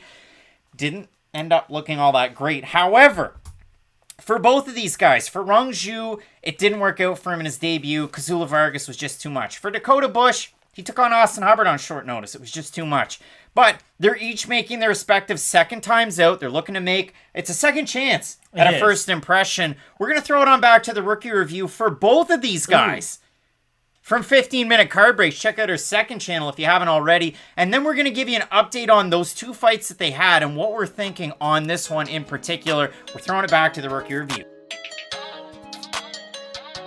Taking on one of the worst nicknames or best nicknames in the sport, you have Dakota Harry Bush. And for Harry Bush, he's coming into this fight on short notice, replacing Natan Levy, who had a big win over on Contender Series. It's not Dan, it's not Eugene, it was Natan. Unfortunate that we don't get that fight out of the Israeli fighter, but a lot of people might be familiar with Dakota Bush. And you probably know him from, well, his fight against Bryce Logan, or maybe his fight against Jaleel Willis. I like Jaleel Willis. He's a great guy to have with Bellator at 170 pounds.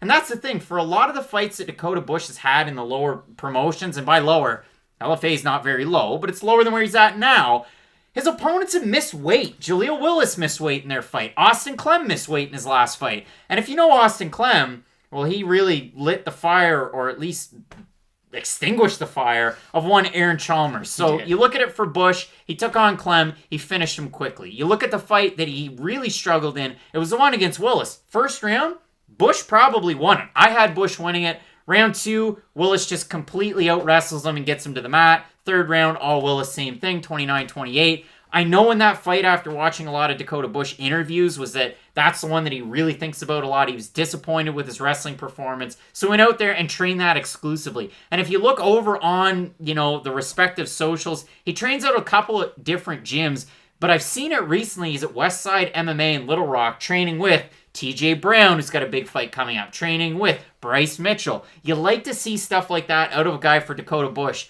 that mainly he strikes to wrestle, but he strikes a strike, and this guy throws tons of power into his strikes. And that's what makes this fight so fun, because for Austin Hubbard, a really good counter striker, and we have seen him struggle with the offensive wrestling himself, so that's why I'm really excited for this fight. We've seen both guys struggle against at least stylistically similar opponents, and then we've seen both guys thrive against, well, really the fighters who they're fighting this weekend, and that's why I'm so excited. I can't wait to see the offensive upgrades from Dakota Bush on the mat, because his offensive wrestling is very good. His footwork's really slick. He's got a nice wide stance, but he kind of moves his shoulders around. He keeps his head off the center line. To quote Joe Rogan, if you saw a silhouette of Dakota Bush fighting, you would know that's Dakota Bush.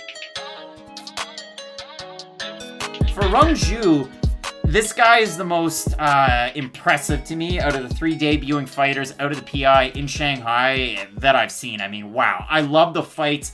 I get it. I mean, he has so many fights. He's only 21. He just turned 21. He took his first pro fight at 16. He's 17-3. And if you watch the way that this guy fights, it's very, very fun. And he really brings the fight to a lot of his opponents. I can't wait for it. Now with Rongzhu, he's not in that upper echelon in the lightweight division, and it will be interesting to see really where his ceiling is, because at only 21 years of age, every time we see this guy for really the next while, like every single fight for the next 2, maybe even 3 years, he is going to get better. Time after time after time. And for Kazulu Vargas, I hate to say it feels like he is being brought in right now as kind of one of those showcase opponents, but let's just call it what it is. You have a guy who is 0-2 in his UFC run right now, fighting the very hyped up prospect coming out of China. I look at Rongzhu and you look at all the wins. I mean, 17-3 overall. 11 of those 17 wins are by knockout. 10 fight win streak that he's bringing into this one. You look at the second to last fight. You look at some of the names, and this was the same thing that we did in, well, our last preview with Archie Long, and you go, okay, well, you know, 0-1, 18-5, 10-9, 0-4, 17-5, 9-7. But back it up to the second to last fight. He beat Sha Yilan, and you might think, okay, 17-5. This guy's debuting in the UFC next month. Like, this is a UFC caliber win, and he knocked him out in the first round. And if you go back and watch that fight, he eats a right hand for dinner when it starts, and then he just starts to give it back. Very, very technical fighter. Holds his hands nice and high. Really nice, almost tie stance with his hands up like that. He'll whip out a lot of kicks as well. Again, this guy is the one that I'm most highest of out of all 3 fighters that we have coming out of the UFC's PI in Shanghai. So I've tipped my hand, but I mean, I look at it. He goes jab, jab, and then a big right hand to follow it up. Like, he throws a lot of great boxing combinations too.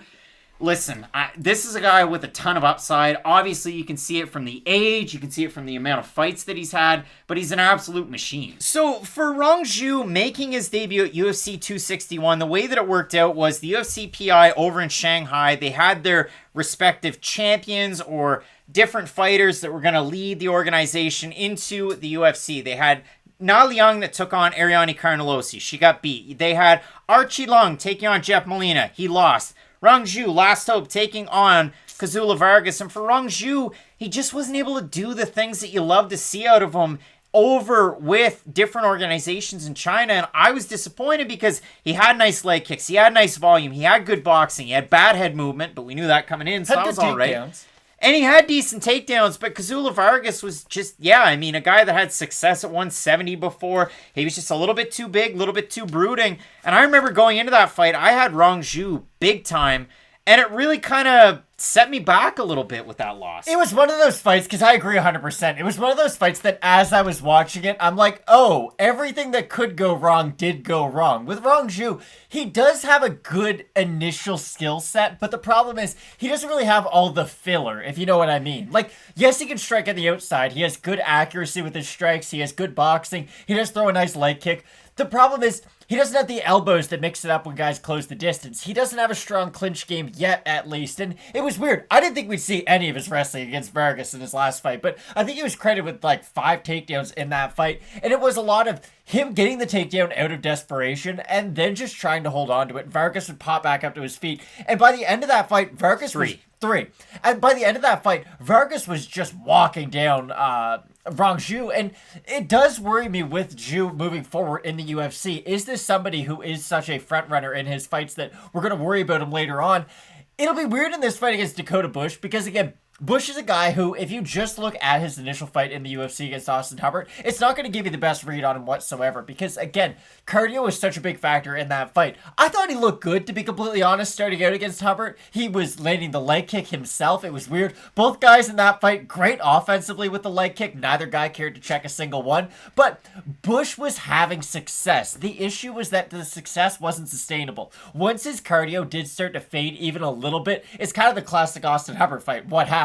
Austin Hubbard, you get tired going for takedowns, then he starts to chip away at you later on. I'll be really interested to see this fight over the weekend because the winner, we're both going to get a much better idea as to who they are after this fight. So for Bush, it was on short notice, maybe some cardio issues there. I think he's going to shore those up. Training a little bit more at the pit, Glory Fitness and MMA with James Krause, with James Gallagher, so on and so forth. You're going to work those grappling chops. And this is a guy that was, and I want to make sure I get it right, a Missouri State wrestling champ.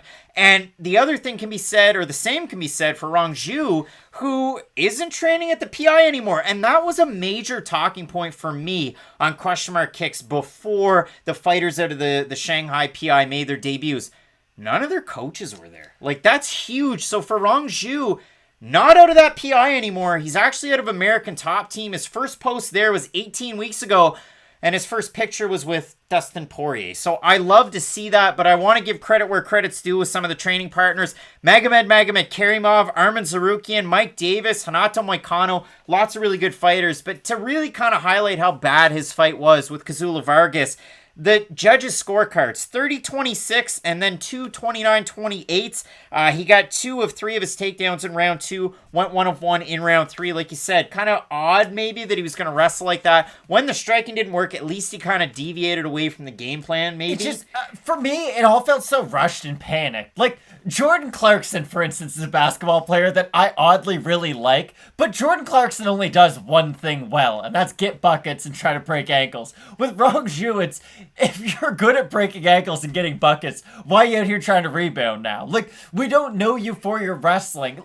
Don't try to be something you're not, but I don't really just mean it in that way. The problem with Rongzhu is that if it goes from we're striking on the outside to now we're striking on the inside, it wasn't okay. How am I going to navigate striking on the inside? It's now going to panic take you down. It's just a lot of what he does feels rushed, and it's weird because he has 21 fights on his record, but I don't think he fights like a guy who has 21 fights on his record. Personally, I look at him as a much more green fighter than he really is. Because he's only 21. I know, but and still. He fought a not so great level competition. He did beat Heilialateng Nordambeka, who's now in the UFC. And that's good. But again, I really do feel like when you fight people who are just fighting in that same kind of realm that you are, like all those fighters are from the same program. So when you're just fighting within that program, it's really hard to figure out how you stack up compared to other people across the world or in the UFC. I know when I'm playing street ball in Fredericton, New Brunswick, I feel pretty good about my skills. I know if I went to any other city, I'd probably get dominated. So I just think with Rongzhu, I think there's a fighter that he could become that could be a borderline top 15 guy if everything breaks right. I think this fight against Dakota Bush is going to expose some more of those holes in his game. And I actually do think that the wrestling of Dakota Bush is going to shine through more in this fight. Because this thing you have to remember, Austin Hubbard only fights wrestlers. He's gotten half decent at fighting them at this point. I know he lost the last one that he fought in Vince Pichel, but still, hear me out. Dakota Bush was able to get one takedown on Austin Hubbard in that fight. If you can get one takedown on Austin Hubbard, I think you can go out there and out-wrestle a guy like Rongzhu. I do. Well, you look at the last 2 losses for Dakota Bush. He loses to Jaleel Willis, who's a great welterweight. He's over with Bellator. And Willis missed weight in his fight against Dakota Bush. I know we talked about that in the rookie review. Then you lose on short notice against a really good wrestler in Austin Hubbard. Rongzhu isn't Jaleel Willis, and he's certainly not Austin Hubbard. So to me, I think Dakota Bush is going to have a lot of success in those aspects. Now, could Rongzhu go out there, 1-2 leg kick, really kind of strike his way in a little bit close, or pitter-patter in and out? He definitely could, and I think the advancements from American Top Team, we'll see how they play out in this fight. 18 weeks is a long time to train there, too, with some of the best in the world. And again, a guy like Tsarukyan to get ready for Dakota Bush, hey, that's a pretty good guy. So if we have a look at the odds for this one, Bush open a -145 favorite. He's a -126 right now. Again, best fight odds. Rongzhu open a +125. He's a +103. If we have a look at the votes over on Topology, 996 total votes, 73% Rongzhu, 55% by decision, 36% by knockout. For the 27% that have Bush, 72% by decision. I think Dakota Bush is going to make this a boring fight for Rongzhu. I think he's going to win this one, and I think his wrestling is going to shine through as well. That's what my notes had. Yeah, again, Dakota Bush didn't really get the opportunity to show the best version of himself the last time out because he fought a great counter wrestler on short notice who has great cardio. So all those holes in his game looked even worse in that fight. I do think we'll see a much improved version of Dakota Bush this time out, and I do think he'll be able to get the win. Can't wait for this fight. We could definitely be wrong. Rongzhu could go in there, whip up some of the magic that he had before he came into the UFC, really work his striking, and earn that knockout win like those Topology fans have said. Let us know down below in the comments section who you have. We're both going with Dakota Bush in this one. 15 fights on this card. There is a lot of information to process. Watch it split up because later on in the week, we throw those individual videos out there. Have fun listening as a full video if you like, but you can also find us on Apple Podcasts, Google Podcasts, Spotify, wherever you get your podcasts, Matt. Really looking forward to this week coming up. You're not going to want to miss any of it. So keep it locked in with Fight Night Picks. As we always say, let's get into it. Absolute banger at 135 pounds. We have Mayhem, Nate Maness taking on Tony Gravely, and what an interesting fight it is because for Nate Maness coming into the UFC, I had no sweet clue what this guy was going to be good at. I mean, I went back, I watched his fight against Taylor Lapilus at TKO, and I went, okay, he's not that great. He's not that special. And then he gets a win against Kellen Van Camp, who's 3-2. And then he ends up in the UFC against Kid Kvenbo, Johnny Munoz, and okay, well, he didn't really beat him that convincingly, and I kind of thought Johnny Munoz won that fight because he was a little bit more offensive, so I really kind of tried to boil it down. What's Nate Maness good at? Being defensive and good behind the black line? Okay, so then he goes out there and he fights Luke Sanders, and Sanders blows his load in the first round, and Maness takes over in the second round, so now I come into this fight, and I still don't have a great idea of what Nate Maness is good at. Can he strike from distance? Sure. Is he a good defensive grappler? Yeah, he gets neat submissions. Apart from that, I just have a really hard time. I mean, he's got a nice leg kick. I just have a really hard time. He gives up a lot of space, unless the guy's really tired. For Tony Gravely, what can I tell you? One of the better wrestlers you're going to find in MMA because he just goes to the well and goes to the well and goes to the well. And in his last fight, he had the wherewithal to go, okay, I'm taking on Anthony Burchak. The guy's a little bit crafty, and you saw that in the first round of that fight. Gravely gets him down. He gets him in a bad position. And then Burchak reverses it. And then he gets him into a guillotine. He pulls guard. He pulls really tight. But ultimately, Gravely knocks him down in the first round. And he knocks him down in the second round and earns the knockout. That's a performance of the night bonus for him. And listen, he's a guy that has known the bonuses. He got a fight of the night bonus when he took on Brett Johns. So for me, Gravely is an interesting guy because I think his hands have continued to get better. He's a guy at 29. He's a week away from his 30th birthday. So happy early birthday to Tony Gravely. But 27 pro fights. And a guy that wasn't just content training at American Top Team in Atlanta. Made the move down to Florida. And he's trained with some great training partners there. I know that was a big aspect of his interview with JHK going into that fight against Burchak was, hey, I'm making these gains. I want to show off these new tools that I've learned from my teammates. And automatically, hey, good striking in that one. So I really do have a tough time with this fight because I could see it going either way. It should be a really fun fight. For Gravely, it's interesting. He's kind of the poster boy at this point for wrestling yourself into exhaustion because he's just done it so many times. And yes, he does have a great takedown repertoire, I guess. He's very diverse with the types of takedowns he can go for. He does have, of course, a great power double leg. He can lift opponents up past his head like he's a prime Cain Velasquez and slam them down. But the issue is that when you go for big actions like that, when you do get big takedowns like that, it takes a lot of energy. And Gravely's one of those guys who, I take you down, I take you down, I take you down. I'm doing good work. And yes, he can win not only minutes, not only moments, but rounds that way. He just kind of finds a way to lose the fight. It's kind of like Chael Sonnen. It was always, I just kept on finding a way to lose the big fight. That was the thing.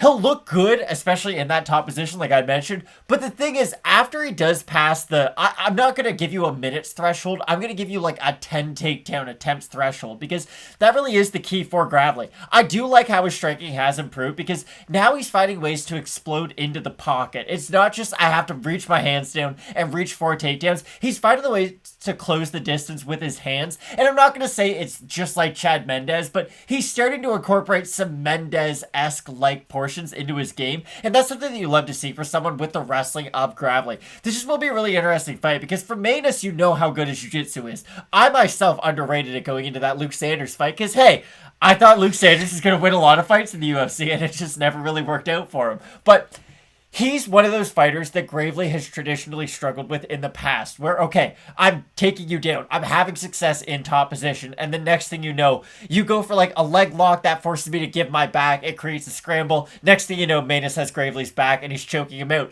I just think Gravely has reached the point in his career to where now he can at least inflict damage if he's not getting the takedown. I do think he can win moments on the feet against Maness, but that's what this fight comes down to. I think Gravely can go out there and win maybe even the first 2 rounds, and then go out there and find a way to lose in the 3rd round. For Maness, it'll be interesting. I don't know how much success he will have on the back foot in this fight, because if he's reacting a lot to what Gravely's doing, then that will leave him open to the takedown. That will leave him open to the big shot, and it won't really let his own game flow, which is let my hands go a little bit, volume strike to a certain degree.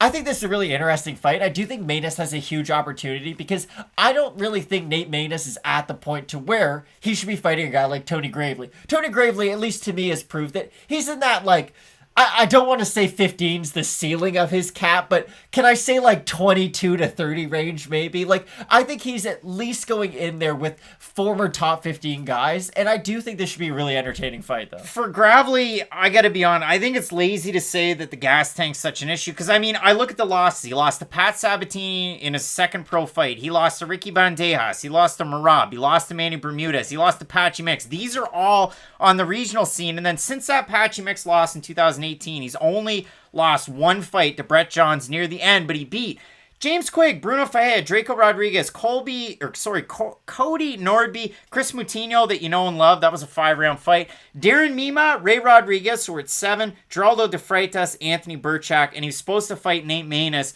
not that long ago. It ended up Burchak stepped in on short notice to take the fight. And I've seen just these marked improvements in Gravely. Yeah, he is the type of guy that wrestles and wrestles and wrestles in his UFC tenure. And what? That's 3 fights. 6.11 takedowns per 15 minutes is the average at a 54% clip for Nate Maness. 88% is his takedown defense through, 2 UFC fights? That's it. I wrote down the fights just if we wanted to have fun. But again, Kid Kvenbo was able to kind of have a little bit of success. He ends up with 2 takedowns. Luke Sanders went for what? He got 0 for 1, and Munoz got 2 of 16. 2 of 16. So, I mean, Maness has been able to kind of thwart the takedown attempt.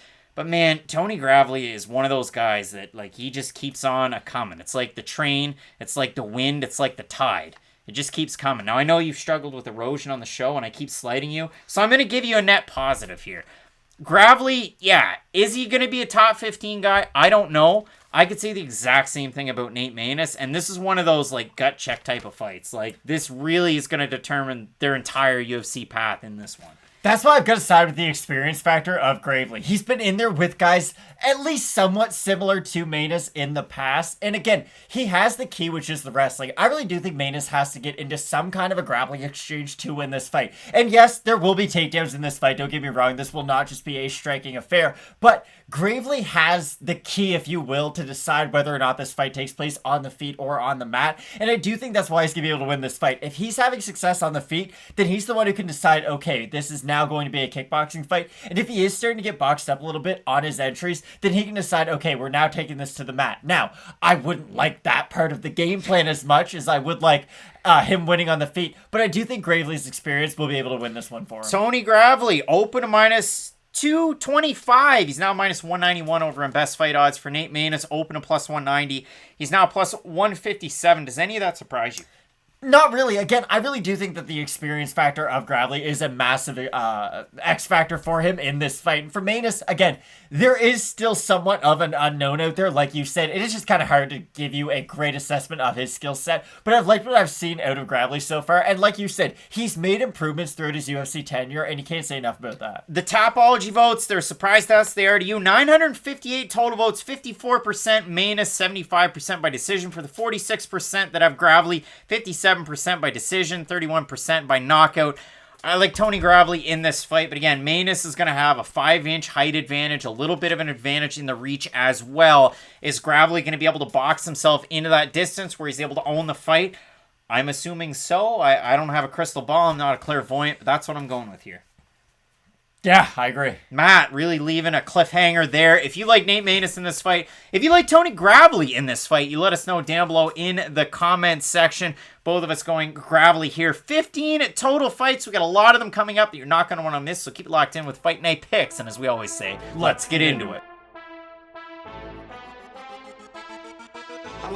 Our next fight feels like a bit of a trap, and I say that because we have the 12th ranked women's bantamweight Pannie Kianzad Bonsai representing Sweden taking on the US of A's own Raquel Pennington, the former title challenger. And listen, that was one of the worst title bids I've seen in a really long time. That fight did not go well for Raquel Pennington. Since then, it's been a bit of a rocky road. 2-3 the overall record, including that fight. She lost to Jermaine Durandamy. She beat Erin, who's on a little bit of a run. She lost to Holly Holm, and then she beat Marion Renault. Unfortunately for Pennington, again, she is unranked in this division. For Pannie Kianzad, since she unfortunately lost to Julia Avila, which is her second UFC loss, considering the fact that her fight against Macy Chasson in the finale of The Ultimate Fighter, considered UFC fight, she has won 4 fights in a row. She beat Jessica Rose Clark. She beat Betch Correia. She beat Sijara Eubanks and Alexis Davis.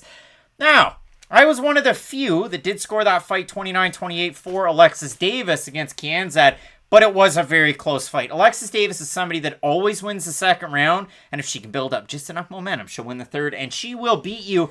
But Matt, I say this feels like a trap card because in my mind's eye, Pannie Kianzad's takedown defense for a striker and a kickboxer has continued to improve. It's been good in the UFC. Mind you, she has been taken down by Betch Correia. Sijara Eubanks was able to take her down. Alexis Davis took her down. Raquel Pennington, though, could be that fighter that really just snuffs everything, puts out the fire, makes this a boring fight, and this is the type of fight that Pennington can win. That's why it feels like a trap card to me. This might gotta push back a little bit on your comment about Pennington's career post Amanda Nunes. She had a razor-thin close fight with Jermaine Durandamy. That fight wasn't like Durandamy just blew the doors off her, and she hasn't looked terrible ever since. Like, a win over Aldana does mean something, and the Holly Holm fight was awful. That's all I can really say. Like, Holly Holm and Raquel Pennington took turns holding each other up against the cage. If you like Jan Blachowicz, Jacare Souza, you probably like that fight. Exactly. Honestly, the perfect comparison for a fight. Nothing but clinch control. The problem with Raquel Pennington is that all of her success is kind of what makes her fights boring, and it can also be a detriment to her because Raquel Pennington really lives and dies off that clinch control stat. Like, clinch control really is a big thing for Pennington. She's a great fighter because she can put out her opponent's fire. If you look at the Holly Holm fight, like, Holly Holm wasn't really able to connect clean on Raquel Pennington because Pennington figures out, okay, there's 2 ways to avoid your punches. I can either use A, head movement, B, move out of the way, like move, escape distance, or C, so I guess there's 3, crash the distance, close that space, and not give your opponent any chance to really put momentum behind their shots. And that is normally what Pennington decides to go with. And that's the type of fighter that can give someone like Pannie Kianzad problems, because I don't think Pennington's going to be able to go out there and just out-wrestle Pannie Kianzad. I really don't think that the wrestling will be an issue as much as that clinch control will be an issue, because we talk about this in other fights. Normally we do a lot earlier on the prelims, but it really does matter. If one fighter is going for a takedown and the other fighter is just defending that takedown, even if you do not successfully get the takedown attempt, I don't really get any points just for being good at defending takedowns. Like, this is something that MMA fans really struggle with as a scoring item, I guess. Just because people think, oh, I get the takedown, it's worth X amount of points. Not really. You have to do stuff with the takedown, and being in a defensive shell does not score well with the judges. That's why at the end of all the scoring, it's cage control. Whoever's moving forward. They reward the people who are offensive, at least with their intentions, and that's why Pennington could win this fight. She could go out there and fight a wet blanket type of a fight for 2 of the 3 rounds and win this fight easily. I just think that we're starting to see Raquel Pennington slow down a little bit athletically, and I do think that Kianzad's volume is really going to give Pennington trouble. Pennington just turned 33, a little bit over a week ago, so happy birthday to her. But yeah, Matt, I look at this one. I mean, for Kianzad, 4-2 in the UFC. Like I said earlier, she trains out of Fight Gym and Arte Suave. 78% takedown defense combined in the UFC realm. And yeah, I mean, the Bechkahea fight, did she fall asleep a little bit? Yeah, she normally does in some of her fights and just doesn't pay attention. And I still thought that Alexis Davis beat Pannie Kianzad, so now I'm at a bit of a crossroads in terms of the pick, and that's what makes it tough. Because Kianzad looked good after the early storm from Sijara Eubanks. Can she do the same thing in a fight against Raquel Pennington? I mean, I guess. I don't know. Kianzad open -105 favorite. Underdog. She's a +105 now. Raquel Pennington open to -115. She's roughly a -128. If we have a look at the Topology votes, 1,006 total votes. 69% going Kianzad. 90% have her to win by decision. 31% have Pennington. 85% by decision. Matt, none of that really surprises me. I mean, maybe, I guess, the fact that, Pennington's the favorite, having said, an 11-8 total record. I was just about to come in for the top rope Shawn Michaels style and be like, bit of a hot take, Craig. I actually think Raquel Pennington's going to win this fight. Now, I didn't know she was the favorite before I was about to make that statement, but I actually do think Pennington's going to be able to make this a terribly boring fight. I think if you can beat Irene Aldana, even though she didn't beat the same version of Aldana that we've seen split as of late, I still think that type of style is what's going to beat Pannie Kianzad. Just that type of, you have to win by using your volume. You can't throw punches if I'm holding you up against the cage. I don't think this will be an aesthetically pleasing fight to watch, but I still think it'll be one that Pennington can win. I think Pennington wins the first round, and Kianzad wins round 2, round 3. I know she wasn't able to do it against Davis, and that gives me a lot of pause and a lot of worry, but I like Pannie Kianzad as an underdog here, so I have Kianzad in this one. Again, you can't be fooled, and I like your assessment on this one. You can't be fooled because one's ranked, one has a bad record, one's 2-3 and her 5 on in. They're against really good competition, and the Aldana win continues to look better for Pennington. Without the fight of the nights, Raquel Pennington's record is very similar to Matt Brown's. If you just fight the top people in your division for years and years and years, your record's not going to look that good at the end of the day. She finished Jessica Andrade. Show crazy stuff. But Matt, we're split on the pick. I have Kianzad. You have Pennington. Want to hear from you down below in the comments section. Who do you have in this fight? Let us know on Apple Podcasts, on Spotify. Rate and review them, and then throw your pick out there too. We have 15 total fights on this one, so we got to get on the horse. We got to get moving. You're not going to want to miss them, so keep locked in with Fight Night Picks. As we always say, let's get into it. Mike Rodriguez has 4 inches of height, 5 inches of reach, and he's a southpaw, and that makes this fight very tricky for Tafon Nchukwi, who's moving back up to 205 pounds after his first 2 fights in the UFC at middleweight. We have an interesting fight going on. You can find myself, Craig Allen, at Craig Allen FNP, on Twitter and Instagram if you want to discuss the fights. Matt Allen, at Matt Allen FNP, and no, he won't battle you out on Topology. Nobody got time for that. Matt, we have this fight between Slow Mike Rodriguez, whose 5 on in is absolutely disgusting. It's 1-3 with a draw. He's taking on Tafon Nchukwi. Actually, it's not even a draw. It's a no contest that he fought against John Allen because he lost the fight. So really, it's 1-4. But John Allen, USADA, and so on and so forth. For Tafon Nchukwi, it's 4-1, and the wins were nice. He beat at McCowan. And that was a nice win. We talked about that in his last 2. He beat William Knight. He knocked him out, defended some takedowns. He beat Al Matavao, who shouldn't have been fighting at 205 pounds. He beat Jamie Pickett with volume. That was nice to see out of a power puncher. And then his last time out, he fought Jun Young Park. And we have to talk about this fight because that is the reason, I am sure, why he's moving back up to 205. Probably thought 185. We're just going to go lean, mean fight machine. Lloyd Irvin and everybody from the gym, they're going to help me out. I'm going to go on this crazy run at 185 because it's not as stacked as 205. That sounds fishy, but I'm going to make it work. And he looked great against Jamie Pickett, so that's cool. And then he fought Junyoung Park. And I want to say we both had Tafon Nchukwi to win that fight. Junyoung Park's teammate had just beaten William Knight, Dang Jung. So, there was some reason to be excited about Junyoung Park. The Iron Turtle, he's a fun fighter. He's got some nice wins on his record, too, if you want to go back and look at it. But what happened? First round's a little close. Second round, we're starting to go Junyoung Park. And then Tafon Nchukwi fell off cliff in the third round. Like, bad. Like, big time bad. So, if you look at that one, the scores, definitely not very fun. That was considered a majority decision because Tony Weeks wasn't paying attention. He scored that fight 28-28. The other judges, 29-26, 30-25. The other score, 28-28. We just can't be having that. So, for me, first round, close. Second round, Nchukwi loses a point because he decided to go for a cup check. And then in the third round, he gets 10-8'd. So you add those scores up, it's not 28-28. So he's taking on a weird test in Mike Rodriguez, a guy who got out-grappled big time by Danilo Marquez. Did we say Marquez might not have been UFC caliber coming in or even in that fight? Yeah. Did we have a bad taste in our mouths because Mike Rodriguez should have beaten Ed Herman because he had nuts in his chest? Yeah. Before that, he knocked out Marcin Prachnio. All of this within a calendar year. So you can understand how I have a weird view of Mike Rodriguez in my head for just about every one of his fights, right?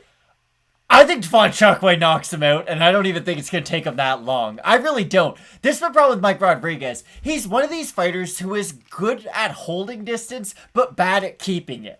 Hear me out. When he does have distance, you mentioned it, he's a tricky southpaw. He's kind of a sniper in the way that he does strike. He's not somebody who throws in combination. He relies on catching his opponent as they close the distance on him. Tafon Nchukwi throws in combination, though, and throws at distance, and that's really the key in this fight. I worry about the gas tank of Tafon, because I'm always going to after what I saw in his last performance, but based on his UFC debut, at a minimum, he can keep output if it just is a striking battle. This is what Nchukwi's cardio really comes down to. He does not have the muscle endurance to grapple at all at the MMA level. He's a phenomenal kickboxer, and if you do allow him to just strike, I do think his cardio actually can look good in a type of fight where he is just striking 15 minutes. I don't think Mike Rodriguez is the type of guy who's going to go out there and try to shoot for a lot of takedowns. I do think this is going to be a weird fight. And I'll get your opinion on this. I think this will be one of those fights where neither guy lands a significant strike until like the 4th minute of the first round. I think there's going to be a significant amount of feeling out process because I don't think Nchukwi is going to really want to commit with any of his strikes. And I do think that Mike Rodriguez is kind of happy to stay on the back foot sometimes in his fights. So I don't think anything's going to happen for the first 4 minutes or so. Then I think Tafon's going to immediately hit a switch, land one big shot, and knock out Mike Rodriguez up against the cage. I really do. I don't think Rodriguez has the level of striking that could really hurt a guy like Nchukwi on the feet. So for Tafon Nchukwi, 13-1 Muay Thai record. He was a 2016 and 2017 WKA national champion. He was a world champion, one of the, I think it was 2017 as well. Again, coming out of Team Lloyd Irvin, so, take that for what it's worth. For Mike Rodriguez, Rivera Brothers Boxing, Lozon MMA. I mean, he does kind of have that complete package. It's just, it shows itself in weird ways. He's kind of like Pascal Siakam. Like, he does a lot of things well, but nothing so well that in the playoffs, you're like, wow, he can go to the well every single time with that one move. Like, the spin move's nice. Keep trying to back guys up. Yeah, the spin move's nice, but you need more than just that one post move. Now, Pascal Siakam is a much better NBA player than Mike Rodriguez is an MMA fighter, but still, it's one of those things where it's a lot of things to like, but nothing to love in the game of Mike Rodriguez, and that's what I think is going to be the issue for him. He's not a good enough wrestler to where he can go out and get the takedown if things aren't going well for him on the feet, and I definitely don't think Mike Rodriguez is going to go out there and start outstriking Tafon Nchukwi. You want to get really crazy? Let's get crazy. Mike Rodriguez can play mind games because he was featured on week 5 of season 1 of Dana White's Contender Series, and he can go, hey, pop his collar, go boys. I won the headliner for that one. In the co-main event, Tafon Nchukwi's teammate Peter Pettis lost this fight. And then also on that card, Shelton Graves, who won, but didn't make it to the UFC. So Mike Rodriguez can just go, your guys suck. They didn't make it. I made it to the UFC. I've been here since 2017 repping. 4 years. Not the sexiest record. Could be 1-4 and his 5 on in. For Nchukwi, though, you don't see him winning past the second or third? I think he can. Again, I really do think that this fight's going to be a kickboxing affair for the most part. And if you do let Nchukwi just strike, I don't think he's going to get that tired. We've seen it. If you allow him to throw in volume even, he can have some sort of staying power in that third round. I like that he throws in combinations. Nchukwi just strikes a lot like Fiziev does. I know that might be a bit of a controversial thing to say, but they both throw a lot of power behind their combinations. They don't just throw their combinations, and I always bring up Dan Hardy for this, where Dan Hardy's big thing is, when you throw a combination, it should be, you always switch up which is the power punch. So if it's like 1-2 left hook, then maybe sometimes you throw the 2 with a lot of power. Sometimes you throw the left hook with a lot of power. Nchukwi has that kind of a striking game to where when he throws his combinations, he can switch up the levels and the velocity in which he throws each strike. I don't think Slow Mike Rodriguez thinks about striking on that level, and that's why I don't think he's going to win. It's a tricky one. The odds for this one opened at par. Nchukwi now minus 130 favorite. Mike Rodriguez at a plus 106 or thereabouts. If we have a look at the Topology votes, 1,036 votes, 82% Nchukwi, 78% have him to win by knockout. For the 18% that have Rodriguez, 44% by decision, 46% by knockout. I think you will get a finish in this fight, and if not, it's going to be really boring. I have Tafon Nchukwi in this one.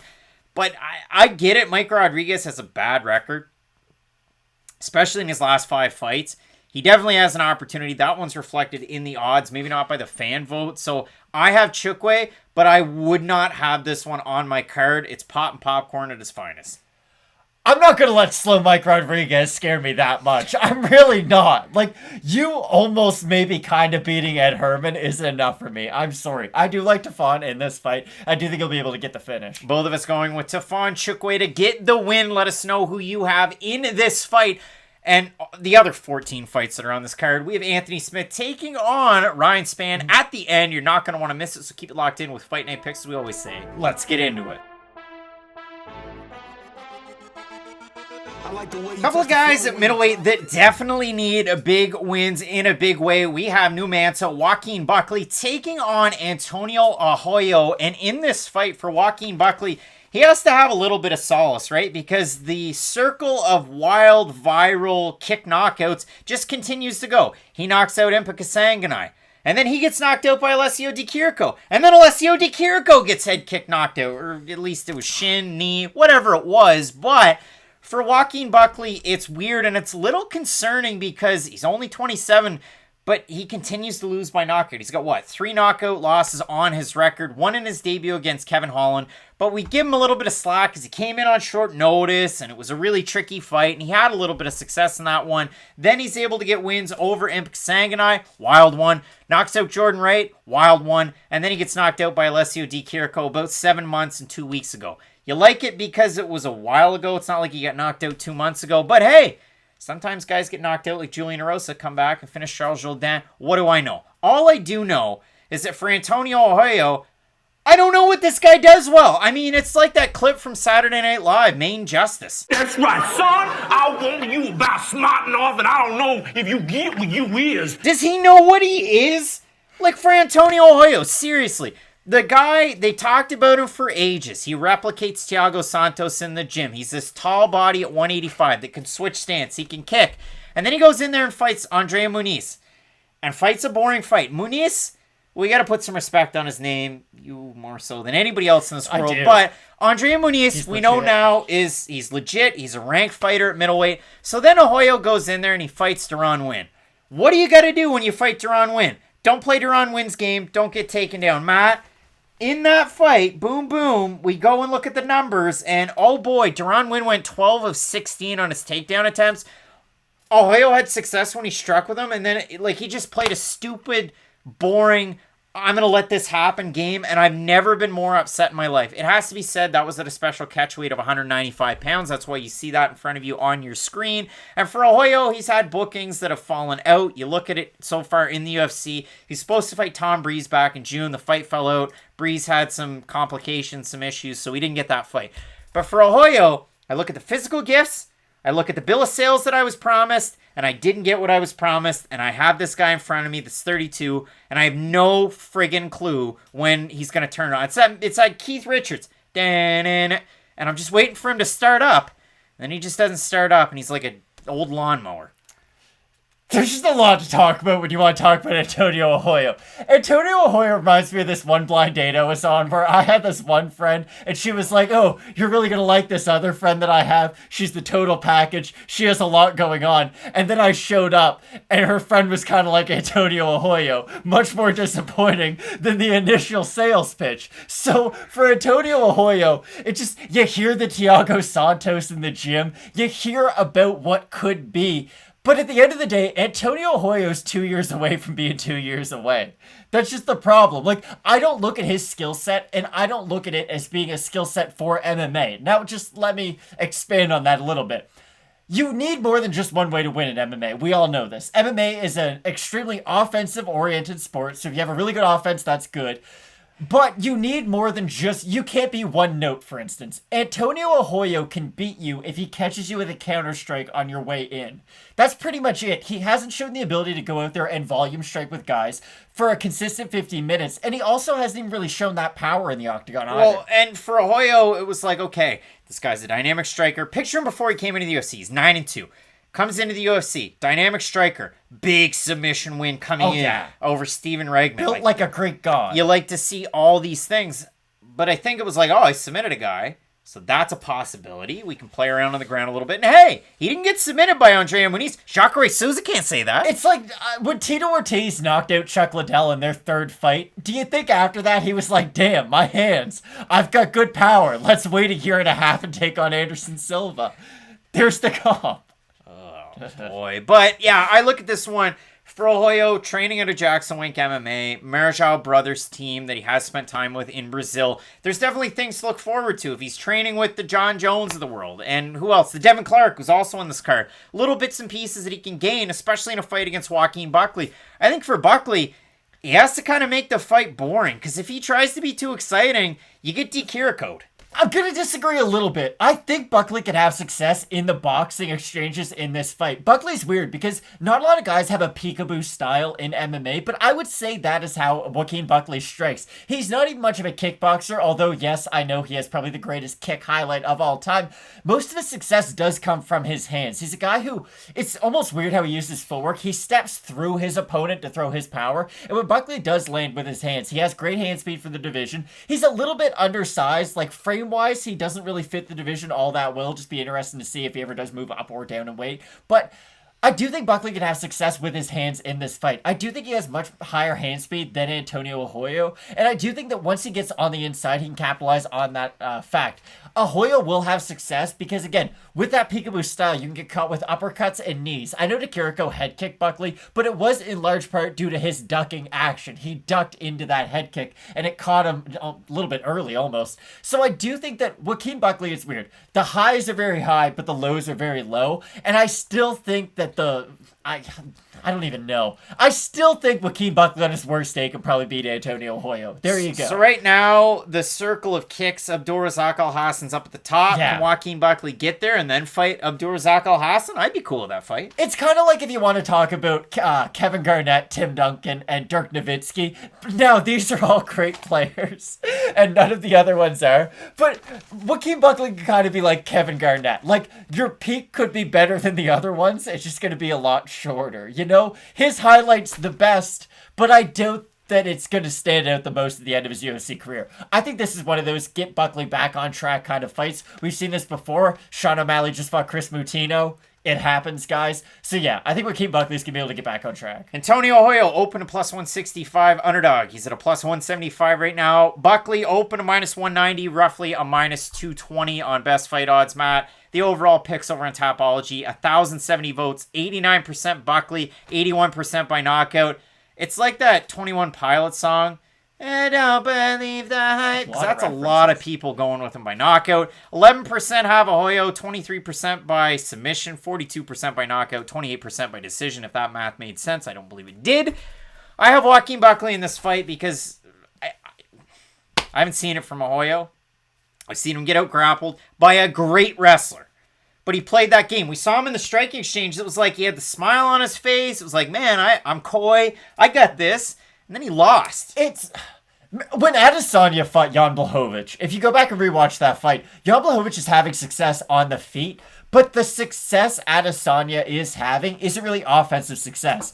He's making Jan Blachowicz bite on his feints, which is great, but the problem is, if you don't follow those feints up with strikes, you're not scoring with anything as a result. Antonio Hoya will feint quite a bit, and he does, like you said, he looks really happy when he's on the outside striking, but the problem is, he never puts anything together on the outside. I really don't think he's going to be able to catch Buckley on the way in when Buckley does try to duck in for an overhand. I do think Buckley's going to be able to catch him with a big shot. I met my wife at Fredericton Ribfest in 2015. I will go with a Ribfest selection of Joaquin Buckley, and not the blind date at Dairy Queen with Antonio Hoyo. Matt, you're in agreement here? It wasn't Dairy. The date cost a lot more money than just Dairy Queen, unfortunately. Wasn't Dairy Queen. Both of us going with Joaquin Buckley in this one to right the ship and get the win. Let us know down below in the comments section if you understood any of the references and who you have for a pick in this fight between these middleweight slobberknockers, I guess. Maybe. Strikers. We'll leave it at 15 that. fights on the card. Anthony Smith, Ryan Spann, up at the top that you're not going to want to miss, so keep it locked in with Fight Night Picks, as we always say. Let's get into it. If you've been liking the stuff from Fight Night Picks, consider supporting the channel by utilizing the super thanks. All you have to do down below the video, you toss in a little bit of bonus, you buy yourself an animated super thanks, and they will post the following public comment on your behalf. All sorts of different options out there. We'd certainly appreciate the support with the channel. You guys are definitely the best fans in all of MMA, and we appreciate each and every one of you and hope that you definitely enjoy this weekend's card. All sorts of great matchups littered throughout. We appreciate the continued support of the channel and the boys. Thanks so much. Without further ado, let's get into it. Big time fight coming up at lightweight. Everybody should be excited for this one. We have the Spartan Christos Giagos taking on Arman Tsarukyan, and there's so many different layers and reasons to get excited because both guys very, very good grappling. Both guys have trained at Black House MMA in the past, but now instead of being in California, they're both in Florida. For Arman Tsarukyan at American Top Team, for Christos Giagos at Sanford MMA, and it's got to be awkward for Giagos because in his last fight, he beat Sean Soriano, who's been one of the main guys at like Hard Knocks, Sanford MMA, list Black Zillions for the longest time. Soriano's been there forever.